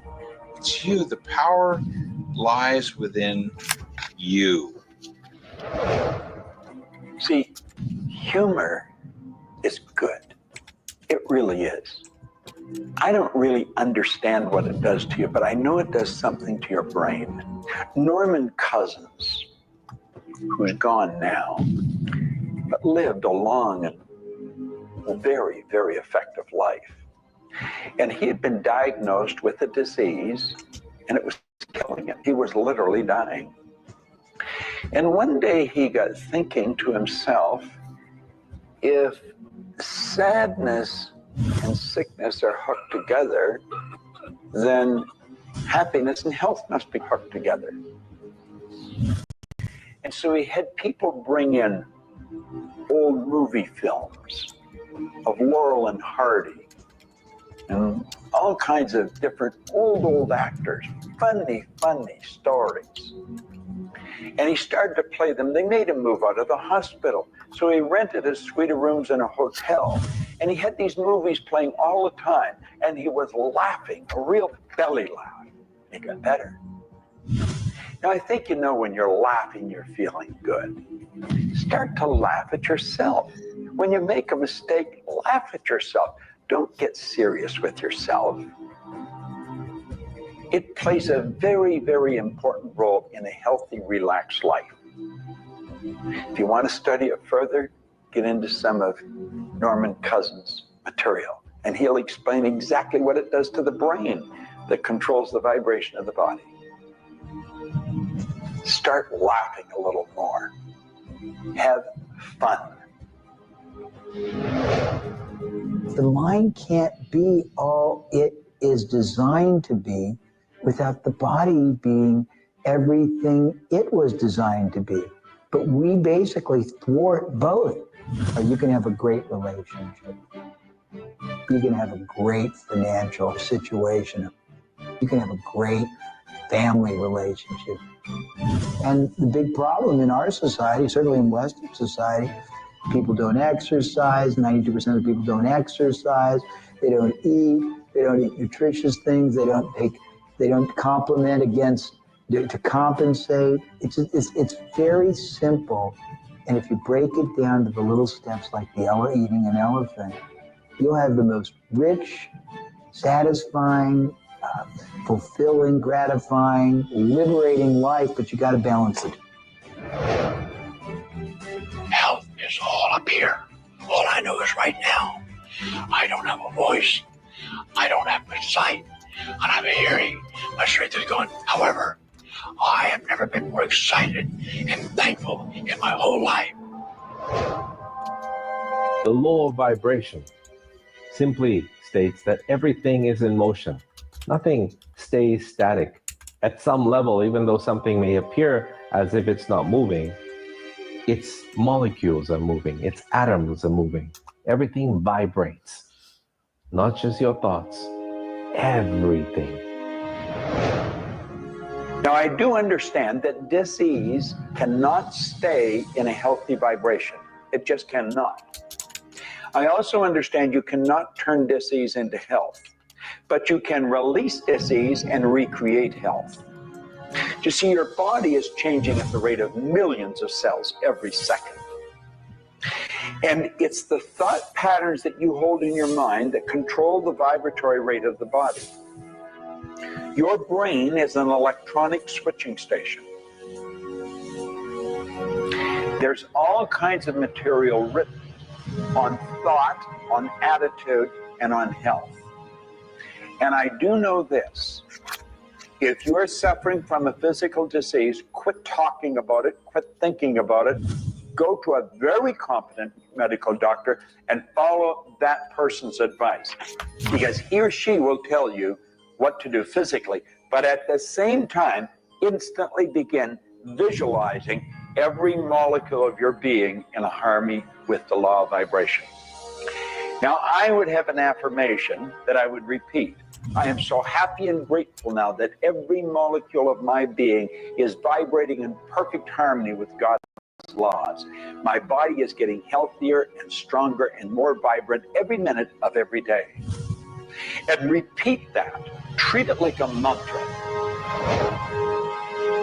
I can't predict what's going to happen for you personally, but I do know that hundreds of people, if not thousands of people, have experienced healings and cures by beginning to change their thoughts about what's going on in their body. In my book, The Attractor Factor, I talk about a person who had cancer. She experienced the idea of forgiving everybody and everything in her life, And she went through the process of doing that, working with a coach. She then went back into the doctor's office. They opened her for surgery, and there was no cancer. It was gone. By forgiving everybody in her life, including herself, she transformed her body. She reached this place of healing and this place of peace. And as a result, she experienced a cure. If you're finding yourself sitting here watching this and you're ill, you've got a chronic condition, you're sick, what you need to do is a couple of things. Number one, you need to first work on your attitude. You need to believe you can get healthy. You need to not believe anyone who tells you you're going to die or it's terminal or it's going to take a long time. Literally, we know that we can get rid of a disease in minutes, in literally minutes. I had a cold once and a person literally did an exercise with me. My nose dried up, my fever went away, the achiness went away in 5 minutes. So we know the power of the mind. We know that you have to forgive and release. So much work now being done on cancer where we know there's resentment, and different forms of resentment will come into different forms of cancer in the body. So it's critical to get yourself aligned with spirit. When you are aligned with spirit through meditation, through doing the things that bring you joy, through doing the things that align you, and you know what that is for you. It could be singing, it could be walking in nature, it could be petting your cat. When you move into that state, healing naturally takes place through you. There's this innate, natural healing ability that's always working to heal you if you get you out of the way. By you, I mean your ego mind, your beliefs, your fears, your doubts, all of that stuff, all of the resentments you've held that you haven't released, that will keep you sick. So you've got to do some kind of work to get into a spiritual alignment and to release the negativity. Emotional pain is very real. It's like sorrow and grief. But grief comes in waves. It just sort of overcomes you and then it sort of fades away. You could have experienced some traumatic situation, anything from rape to the loss of a loved one or being held up, where somebody invaded your privacy in some way or another. And it causes deep emotional pain. What we want to realize is that we are bringing that on ourselves. You say, well, wait a minute, you're not bringing it on yourself. No, but you're reliving the situation. We've got to separate ourselves from the incident, from the situation. We've got to realize that it's a very real part of life and attempt to separate ourselves from it and deal with it as best we can and then let it go. Otherwise, we're going to carry it with us and we're going to keep experiencing it over and over and over again. どうやってわかるか。振動という、まずそもそもその水の結晶とは何かということになりますけどね。結晶という、バンジャーということになる。Control me. You can make a decision right now that you are going to maintain your power and you're going to let everything outside stay outside, and you know that when you're in a totally relaxed state, the solution to problems come. Quit getting involved in these sophisticated stress management deals. Release the stress. Let it go. You're in charge of your body. Just say peace, be still. Visualize a beautiful lavender energy flowing right into the crown of your head and circulating right through your body. And then start to imagine every molecule of your body vibrating in perfect harmony with God's laws. You're totally relaxed. You're in charge of yourself. There is no stress where there's relaxation. Be calm, peace, be still. Don't even use that word anymore. Get rid of it. Release it. The laws of cause and effect, of rhythm and polarity, come into play when we talk about your health. Your body is an amazing symphony. Amazing miracles taking place on every part of your body. And what holds it together are fields of force that we cannot even begin to understand. Every day, your cells are renewing. until you have new organs generated all the time. And your body and your cells are repairing themselves even as they remove toxins from your body. I can't help to wonder sometimes if you gave that entire symphony a wonderful environment filled with fields of happiness and radiant joy and vitality, how that growing, renewing process might work a little bit better, sort of like happy children in the playground.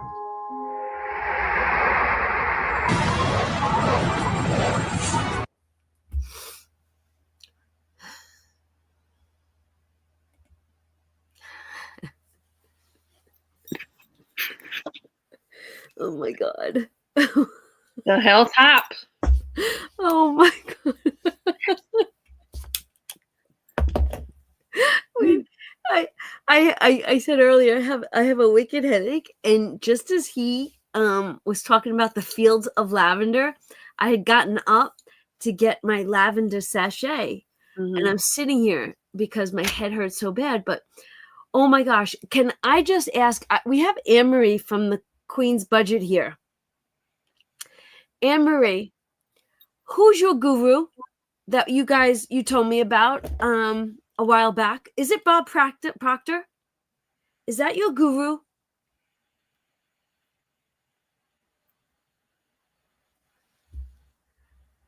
Okay. While we wait for her answer, who here remembers? If you've been with me, okay, so Bob Proctor's your guru. Anne-Marie tried turning me on to him. Like, we were talking about this a while back, and I kept saying to her, and then saying in my head, oh my gosh, I know him. How come I know him? Why does he look so familiar to me?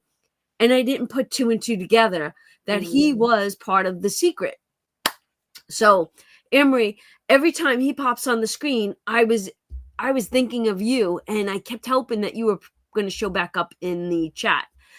So, you guys, some of you have been with me for a very long time. The whole health thing, right? And them telling you, the mind thing, and think it. And do you guys remember the story that I said that I had a stomach ache one day, and my grandma said we didn't know what it was. It was on my side, and I Pepto-Bismol, nothing she gave me was making this pain go away. And I was probably like 9, and I was sitting at the kitchen counter like this, and she looked at me, and it was like, you saw it in her face, and I can envision that moment that day. And she says, Donna, she goes, look at me, just do this for me. I go, what's that, Grandma? She's like, please just think it away. I was like, to this day, my grandmother was teaching me something I didn't know that I was like so powerful. And I sat there, and I remember putting my head on the kitchen counter and just saying, it's going away. It's not there no more. I don't feel the pain. Like I kept saying things like that over and over and over and over again. And then it disappeared. It just disappeared. Yeah. Our mind is so powerful. Lisa, a few comments back. Lisa is a cancer survivor, and she was talking about her title and what our mantra was. I don't know where it is. I remember seeing 834. Okay, went too far. 834. So here we go. I'm like, I think we need to think about this. I'm looking for it still. Lisa, here you go. She persisted. She persisted. And she persisted has been her mantra since 2014, 2015, when she was battling cancer. So that's her mantra. So I believe just like our word, our mantra is our word. But think about the word that you chose this year, if you can remember it. And how can you improve on that word? What's the next word up that you could grab and implement in your life? Think about it. I'm not asking for answers tonight.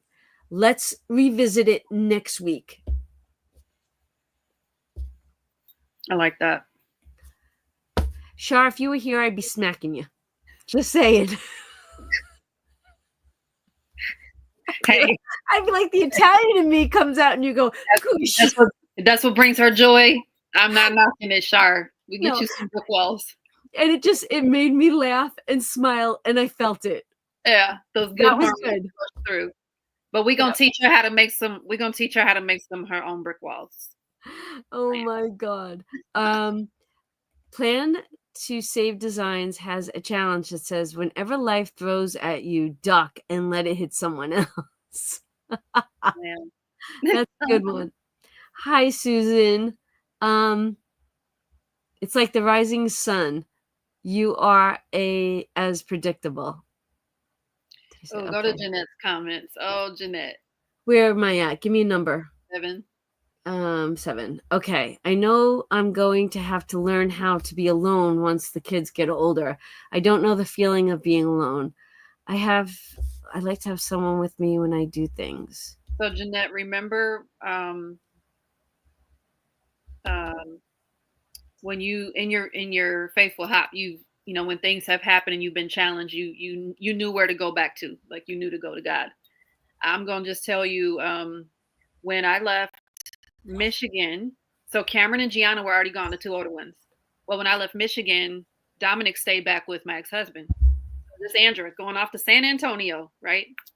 And I got there, and I was there almost a year, and obviously I had colleagues and those people, but I had went and done lots of different festivals. Like I was like, I'm gonna get out and do all kind of fun stuff, right? I don't have no kids to worry about. I miss my kids, of course, but I was like, let me experience this. And then what happened next is COVID. So I had to sit in the house with 2 cats. And I had went from, being in my family, going into the Air Force and getting married very young, having the kids, always had people around me and family, loved ones, to nobody. But that's where I feel like I became closer to God, because that's who I should have been close to all along. But I had some time that I strayed away as well. So I would just offer that, your relationship with those of you, I don't know what creator you guys believe in, whoever your creator is, that relationship is so vital and so comforting in those times.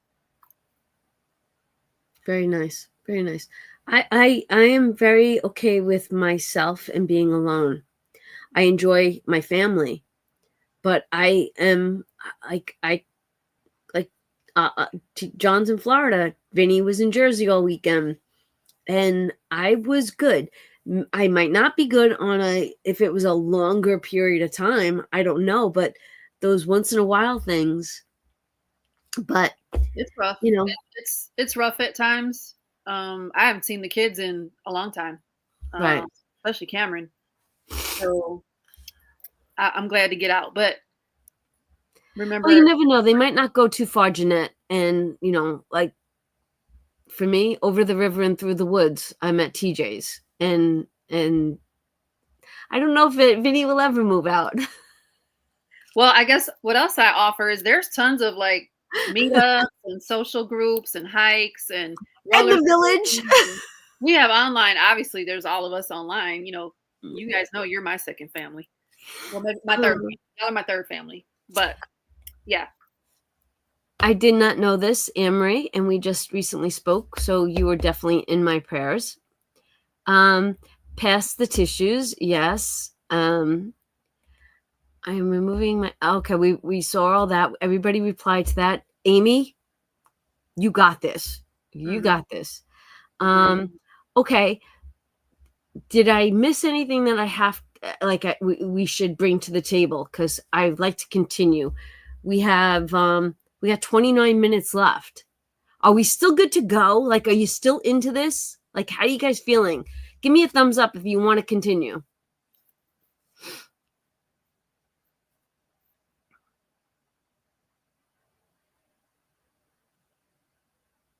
Hi, Robin Smith. We are watching The Secret. So if you have not seen that, you might want to grab it. Donna, you posted that link. You're gonna put in your description box too, right? The link to the video. I posted. I can link it again right now. I will link it. This is the video we're watching. And then there's a free printable on my website if you want to go grab that. Yes, Lisa. All the wait, what are we called? When they fly the nest. The empty nesters. Where y'all at? Okay. We're ready. Let's go get on. Let's continue. Let's see what we got.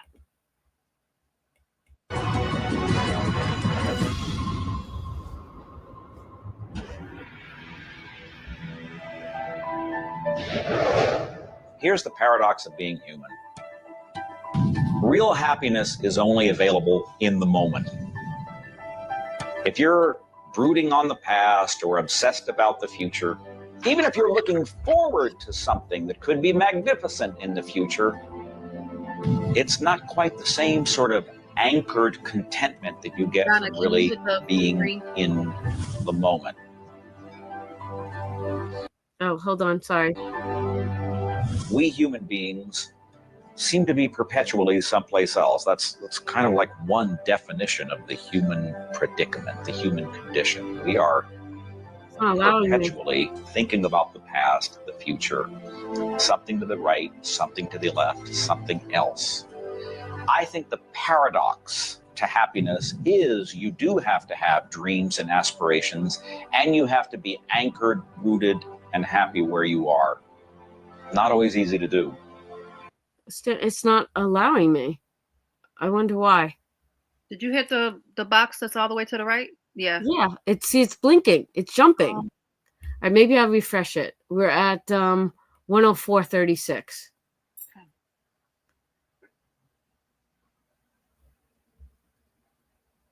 Hey, you guys, I'm just throwing this out there. Those of you being alone, just temporarily is different than being an empty nester, like when your kids actually leave.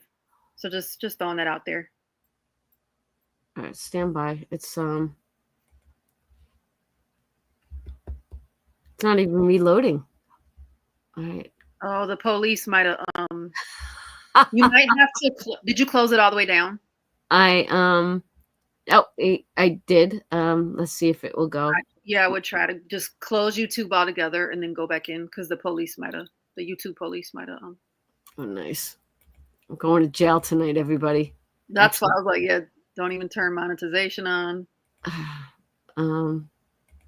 Shoot. No, actually, none of my Google stuff is working. Let's open a brand new window. How wild is that? If yours won't work, I'll turn mine on. But I got to go on my other browser. It almost feels like my computer is glitching. I can't even pull a screen. Not today, you know who. I'm not blocking this effort. I can't even run another window. It's not allowing me. That's all that is. Let me go on my Chrome. Hang on. All right, stand by, everybody. We're at an hour 1. Yeah, it's not allowing me to grab a window. Mm-hmm.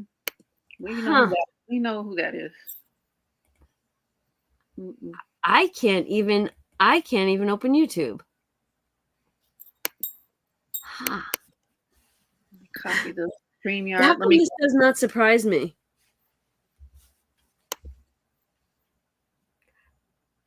Then we lost her for a second.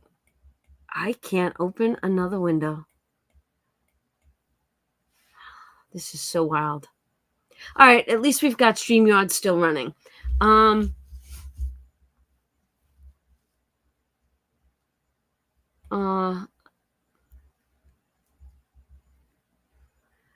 I agree with you.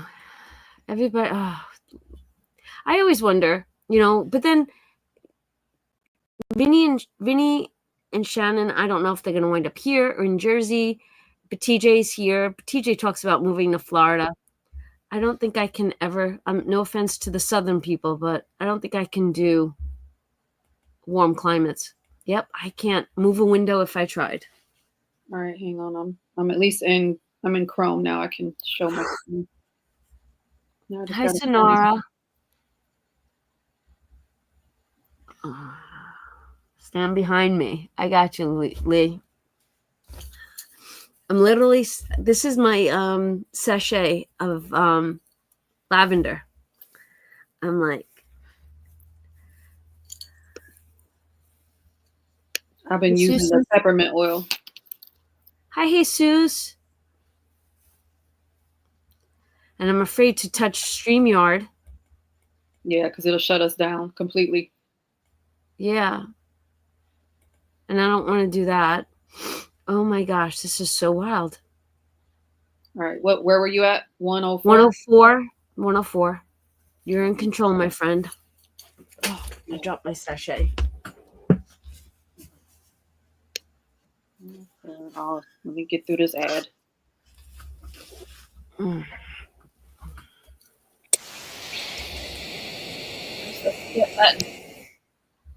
Whew. 104. I'm going. I'm going to get the peppermint oil in a minute. Mm-hmm. That thing does wonders. I just can't rub it in my eyeballs. That's where the pain is right now. Okay, let me make. How wild is this? Yeah. Let me share my screen now. Shar might cry if we don't do the brick wall. Oh, tonight. We'll get to it. We'll get to it. Okay, I'm going to take my book out because I forgot. Did I even put $20 in here this week? I did. I did a video at one point this week. I don't even remember. You had star notes. I did. That was my last video.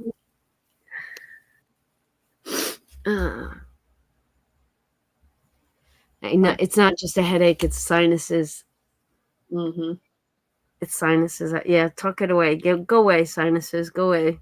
Here we go. Yeah, do the stage. Got you. Okay. There we are. Let me do this. All right, here we go, everybody.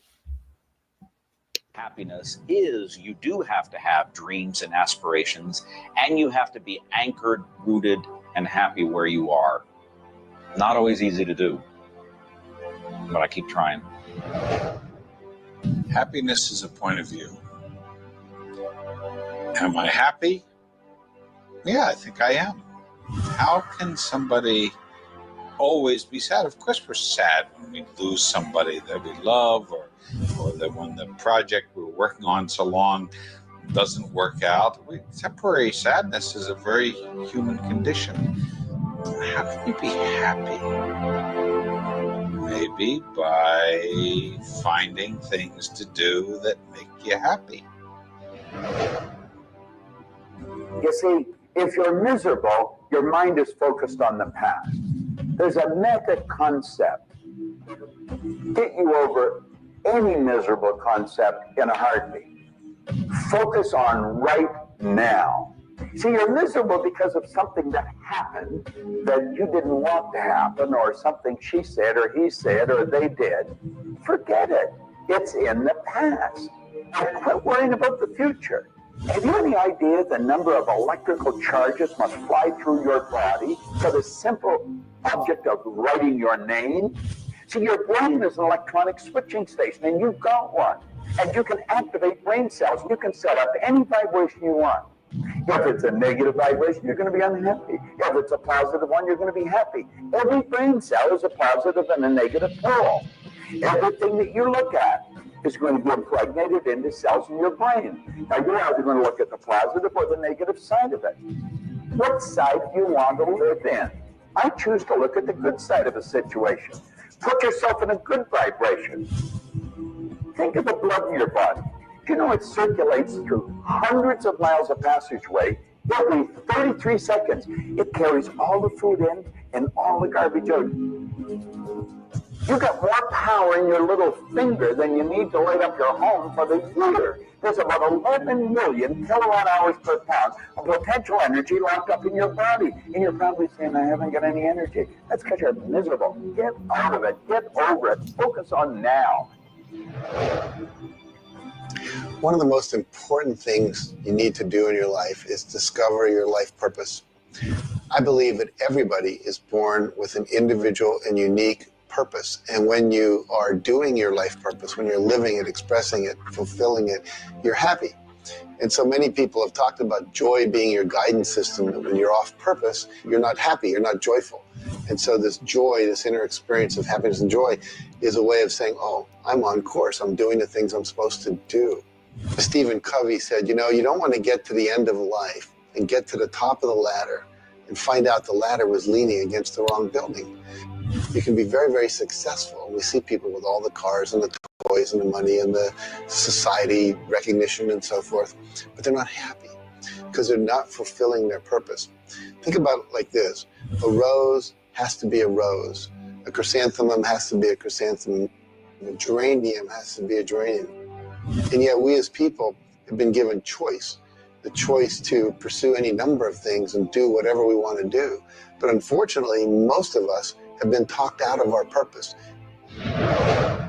If you want to be happy, come back into this moment and do what you love in this moment. You should absolutely work toward improving your life, improving the world, improving your relationships, improving your finances. Every sort of conceivable improvement at a micro or macro level should indeed be your agenda. But if you are not happy with things the way they are, then your happiness is perpetually on hold, pending a condition that doesn't exist yet. If you do that, you will never be happy. You have to realize that the point of power in your life is in this moment. People think about the future and they throw their power into the future. There is no future. When it gets here, it's called now. It's called this moment. People think about the past and they throw their power into the past, but there is no past. It's gone. When you think about the past, you think about it in this moment. This moment is all there is, and you can be happy in this moment. When you are, everything is taken care of. All is well. Happiness and achieving happiness is a process. It's not something you achieve right now and you're done and you have your happiness. It's something that you're constantly attaining and re-attaining through life. And the way to do that is to really understand what brings contentment in your life and to achieve that. And one of the key things to remember in terms of happiness is that part of this process is sharing happiness with other people. The more we share happiness and the more we teach other people how to bring happiness and fulfillment in their life, the more we'll be happy and fulfilled. So continue with your journey of greater fulfillment and you'll have more happiness in your life. The law of polarity is about dualism. Everything exists in relation to something else. There is no person that's entirely good. There is no person that's entirely bad. There is no entirely hot or entirely cold. It's always hot in relation to something else that's colder. It's always colder in relation to something else that is hotter. We move in directions as opposed to moving in a static field. We always move from one place to another, from one thing that's more pleasant to something that's less pleasant, or something that's unpleasant to something that's more pleasant. There is a movement, and this movement exists because of polarity. Happiness is what you want, and happiness you can have right now. Why aren't you feeling happy? Why isn't anybody feeling happy? Because psychologically they use unhappiness as a motivator. They think by being unhappy, angry, desperate, frustrated, whatever the feeling might be that's not happiness, that it will whip them forward. It'll make them take action. And it's something that actually shoots themselves in the foot. Because when you are happy now, which is available to you right now, you know what your choices are. You can see what your decisions are to be, and you can more clearly decide on what to do next. It comes into really understanding something about ourselves. We should start at a very early age, and we should ask ourselves, who am I? You know, what really makes me tick? And get to know ourselves. we're in a hurry to get a car or build a business or buy a house. We should introduce ourselves to ourselves. School hasn't done it. Our parents aren't doing it. You go to work for somebody, they're not going to do it. So if you don't do it for yourself, you're not going to do it. This deals between you and yourself. Pogo said, we have seen the enemy, they are us. Whatever has happened in your life, whatever's going on for you, if it's not the way you want it, any situation, consider the fact that everything happens for a reason, and that reason is there to serve you. How can you reframe this? How can you relook at this in such a way that helps you, that supports you, that puts you on the path to success and positivity again? It doesn't help you to be negative. It doesn't help you to wallow. All that can do is bring you down. It's time to change your mind. It's time to reframe, relook at it, have a new perspective, a new view, and put this in the light of this was there to serve you. There's no accidents in the universe. This happened for a reason, and that reason is there to help you. We grow up with the idea rich people aren't happy. Well, I know rich people that are laughing. They're very happy. And of course, I know people that are very wealthy and are very unhappy. I remember Earl Nightingale one time saying, since it doesn't make any difference whether you're rich or not, if you're happy or not, you might as well be wealthy. And then if you're miserable, you can at least be miserable in comfort. We've got to understand that all the money in the world is available to us, but we have to earn it. Now, that does not mean we should work. This is where the meta secret really comes into play. Working happens to be the very worst way to earn money. We should work for satisfaction. People should go to work at what they love doing. When we think of work, what we're really talking about is how we spend our days.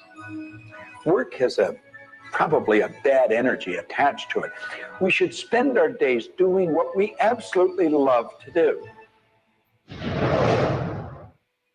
When it comes to the fear of failure, you look at your life and you ask, if I pursue my dream, my passion, my love, and it doesn't work out, will I still be okay? Can I still love myself? Will life still go on? When you realize that the answer is yes, you remove the fear of failure. When you remove the fear of failure, you have energy to go forward and actually make it a success. Well, what about the fear of success? When you are successful, you can make a difference in the world. If you really want the world to be a happy, prosperous place, contribute a happy, prosperous person to it. You. The meta secret to happiness is that there is perfection in imperfection. That when we accept our environment for what it is and the people around us for who they are, we can make a big difference. Happiness. What makes you happy? Everyone is not the same. For me, it's research. I love researching and writing and putting multimedia programs together. And this allows me to do something else that I love, traveling the world. I travel more than 6,000 miles, that's 9,000 kilometers, every week. I've been to more than 52 countries. I board an airplane every 2.5 days. I've been around the world more than 16 times in just a couple of years. I enjoy that. Meeting new people, meeting new audiences, helping people. What makes you happy? That's what makes me happy. A key component to lift yourself out of depression is human connection. Go connect with another human being. Another powerful tool is movement. And a third is laughter. Go play and have some fun and watch your spirits begin to lift. The meta secret of life is to realize that the journey is the thing. I believe the first thing a person should do is establish a purpose. Why are you even here? Why do you get out of bed in the morning? Why are you living? I honestly believe every one of us are hardwired to do something. So how do you decide on your purpose? You decide on it by asking yourself, what do I really love doing? So you have your purpose. This is what you're going to do with the rest of your life. And then you build a vision. Then your goal is taking a bite out of that vision. Now, when you do that properly, you're going to love what you do. When you wake up in the morning, you can't wait to get going. And you're going to be doing it until you go to bed at night. Therefore, all of your day, all of your hours are filled doing with what you love to do. That's called living. Everything else is dying. See, there's a basic law of life. It says create or disintegrate. You're growing or dying. Find out what you love. Dedicate your life to it. Most of us, when we approach happiness, are looking for someone out there to make us happy, some event to occur, and then we'll be happy. If I get to the retirement stage, if I get my car, if my wife is nice to me, if my son comes home on time, then I'll be happy. The truth is, happiness is an inside job. It's a choice. When I have an expectation on how someone else should be, I've given my power over to them. What I want to do is simply learn how to create joy and happiness inside myself. And we can do that in numerous ways, by doing the things we love, by focusing on the good qualities in ourselves, by choosing to focus on the good qualities in others instead of being judgmental. Once we realize that happiness is an inside job, and I get to be as happy as I choose to be, not as happy as other people make me, the reality is I can move into a state of pretty much constant joy and bliss. Stuff happens. Life happens. And then you get to choose. Look, you have a mission to do. You have to find meaning in your life, and you have to share it with others. There's a whole world out there that is suffering, that is in survival. They are grieving and they are hurting. You and I can make a difference. You begin right now by looking at your life, no matter what's going on in your life right now, and you find the good in it, the positive in it, the growth-oriented reasons for whatever it happens to be. You find the good in it, and whatever is happening, you turn it into something positive. You turn it into something good, and you go and share it with the world. You will become an inspiration to others. People model other people's behavior, and that's how the world changes. You be that inspiration for success. You be the model for change. You be that person that has meaning in their life, and you will give meaning to yourself and others. It all begins with you. You have always had, you have at this moment, you will always have in the future, the power to achieve, to accomplish, to have anything and everything you want in the terms of monetary wealth, prosperity, in terms of health, in terms of happiness, relationships. However, it will never, ever occur until and unless and until after you first are clear on the specific goals. Number two, you are very clear on the action steps. Operative word is action steps you have to take. Number three, you have an action step-based plan, a strategy, and the steps are just the tactics. You implement it in a timely, regular, scheduled way. Number four, you monitor, you pulse, you really pay keen attention to your progress, and you adjust if it's not what you want, and you adjust higher if it's better than you want. And number five, you focus on other people's benefit. You don't be self-consumed. You do those five things, the world really is your oyster. You know, you find people that are quite comfortable with what's termed uncertainty. The truth is there isn't any uncertainty. There's only the law. And the law decrees that everything happens the way it's supposed to happen. If we build the image in our mind of what we want, and we're true to that image, that'll control the vibration we're in. That controls what we do, and it controls what we attract. Now, the problem is we let that image get out of the way every now and then, and we're controlled by something outside.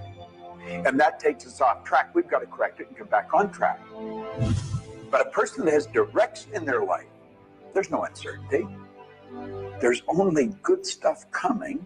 It's stuff that's going to cause the image in our mind to move into form. And so we wake up every day wondering what part of it's going to show up today and where's it coming from and who's going to deliver it. Every day holds something really good for us. Alfred Adler, the great psychologist, said, I am grateful to the idea that has used me. I love that. Get a big idea and understand that you're going to see it move into form, and that's just as certain as the night following the day, because that's governed by law too. The laws of correspondence, of vibration, polarity, and rhythm come into play when you talk about the meaning of life and happiness. We make our happiness dependent on what other people can do for us instead of what we can do for ourselves. You know, there's a concept they don't teach you in school. It's called enough. Sometimes what is enough for one person may not be that way for somebody else, and we want more. And when you want more, you're setting yourself up for disappointment, because not always will you get more. Sometimes you do, but it's not all the time. I don't know who told us on this planet that everything is going to go our way. Sometimes things will go your way, sometimes they won't. We've got to learn to accept this. That's the rhythm and the flow of life. All of life is filled with possibilities. And when you see possibilities, well, it allows you to accept failures as not final. Failures are learning lessons. The American Indians, the Hopi Indians in the Southwest, well, they have a belief. Every day they wake up and pray to the Great Spirit, and they say, oh, Great Spirit, allow us today, this day, to make 20 mistakes. You see, they believe that by making mistakes, by failing, you actually learn more. You add to this wonderful fountain of wisdom that is called you over a period of time. And if you don't fail, they say, you don't learn anything. So how many times have you failed? I know I have failed a lot. But over the course of the years, I also knew something that was different. And that was that I was responsible for my own happiness. I knew that there was laughter everywhere. But I also knew that if I wanted to participate, that laughter has to come from inside, not from outside. And that's the nature of spirit. And that's the nature of who you are. And that's the meta secret to everything possible.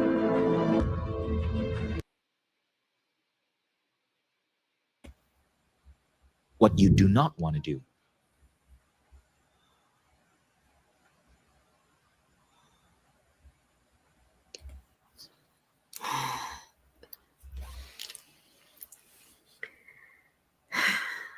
Well, well, well.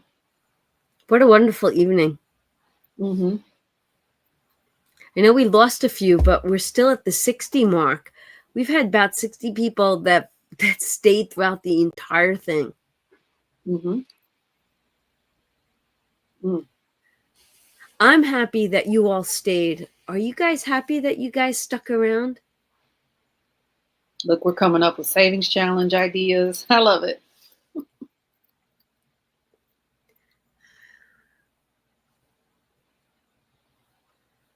Contentment, gratitude. Remember, we when I think back, we started with gratitude. Remember, I started talking about gratitude and how go to bed, wake up, say thank you. You know, oh my gosh, that was the first thing in the video. Yes, first step. Be great. Be more grateful for what. The blessings we have. We all have internet to sit here and be in this community in our nice, spaces.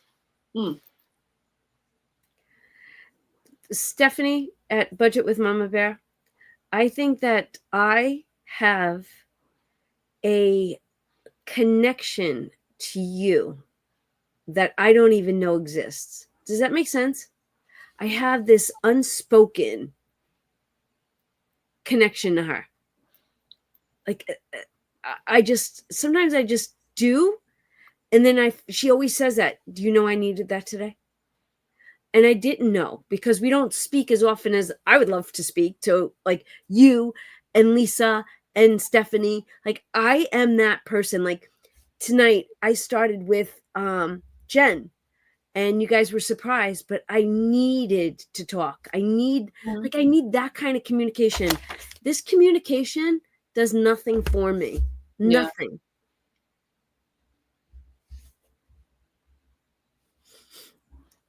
Wendy, you always challenge my brain. I always want to know what Wendy's thinking. What did Wendy take away from it? I love it. I love that you found it was interesting, Wendy. I love all the different perspectives. The diversity of thought is very, very important. Oh, the free challenge. The free challenge where it was for my creativity, right? Positivity, honestly. Those two are switched. It should be positivity with the savings and creativity with the art journaling. I'm a little backwards. You said this on YouTube. What did I say? The secret is so good. I have watched it several times and I always learn from it. Yes. I think it was an amazing evening. I agree. Shall we? Oh, Miss Shar. Miss Shar. We got our brick wall, Shar. You probably already finished with it. Shar, I got mine too. Excuse me. $20 is going in. And I'm going to do Tigger tonight.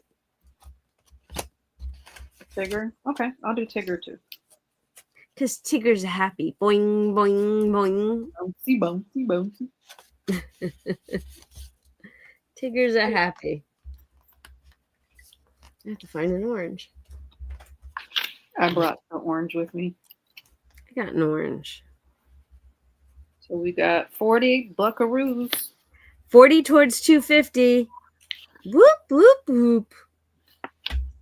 Love it.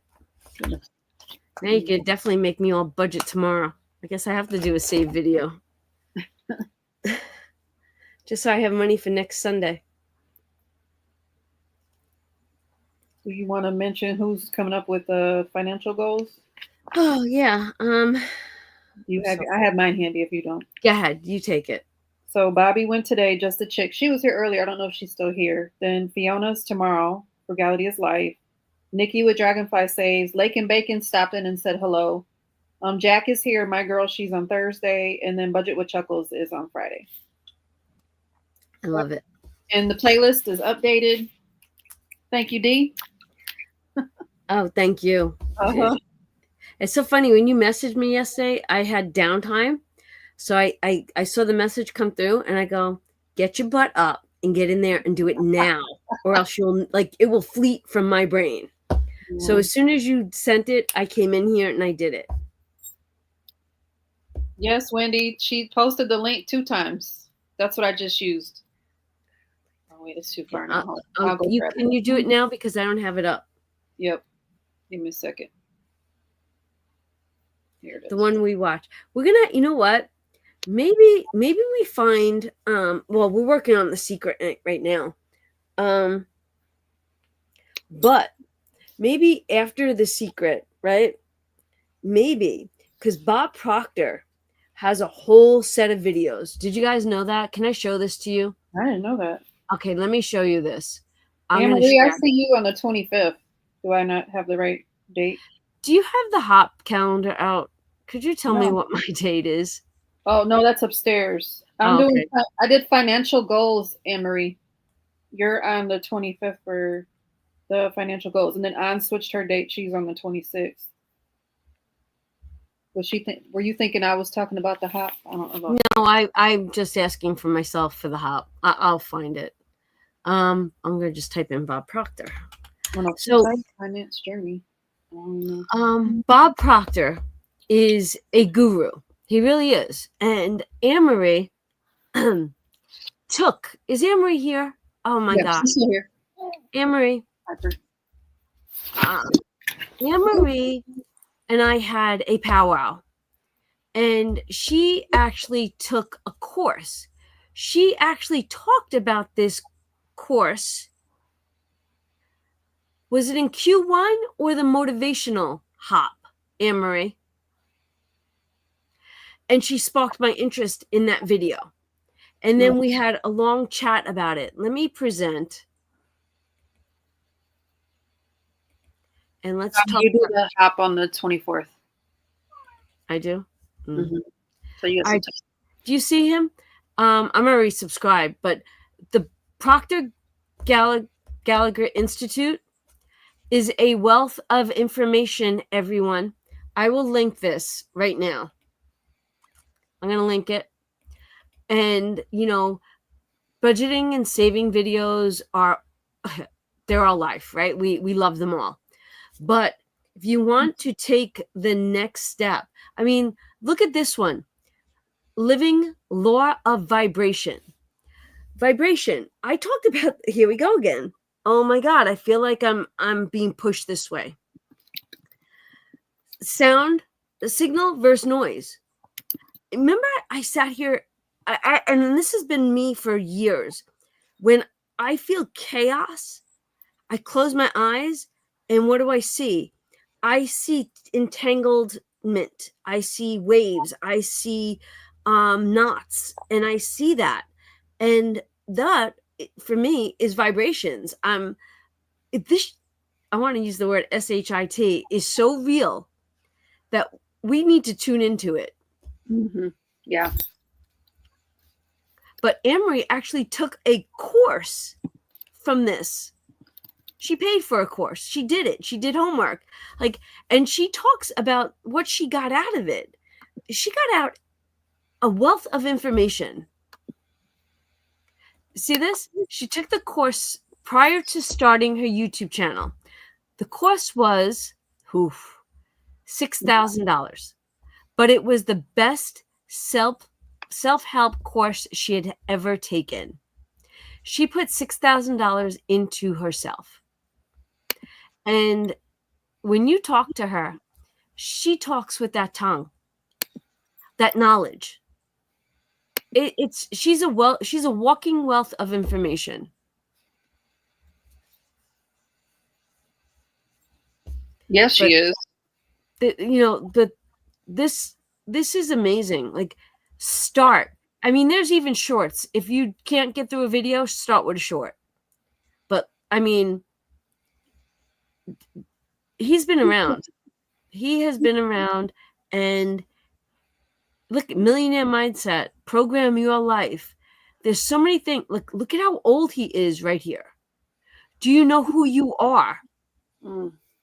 Maybe when we're done with The Secret, maybe we do this. Maybe we say, all right, we're going to start with this specific video. We throw that in, or we throw that in, because I don't know how long these are, 27 minutes. And then we talk about it the next week, or we have another watch. And that's totally up to us and the village. You guys decide.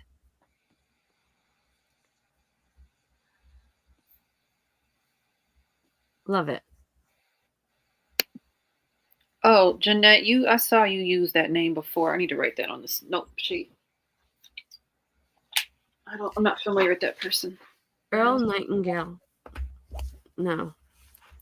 I don't know that either. I don't think she was the only one. I feel like someone else also said this name. All right. I am totally ecstatic on how things went today. Good job, partner.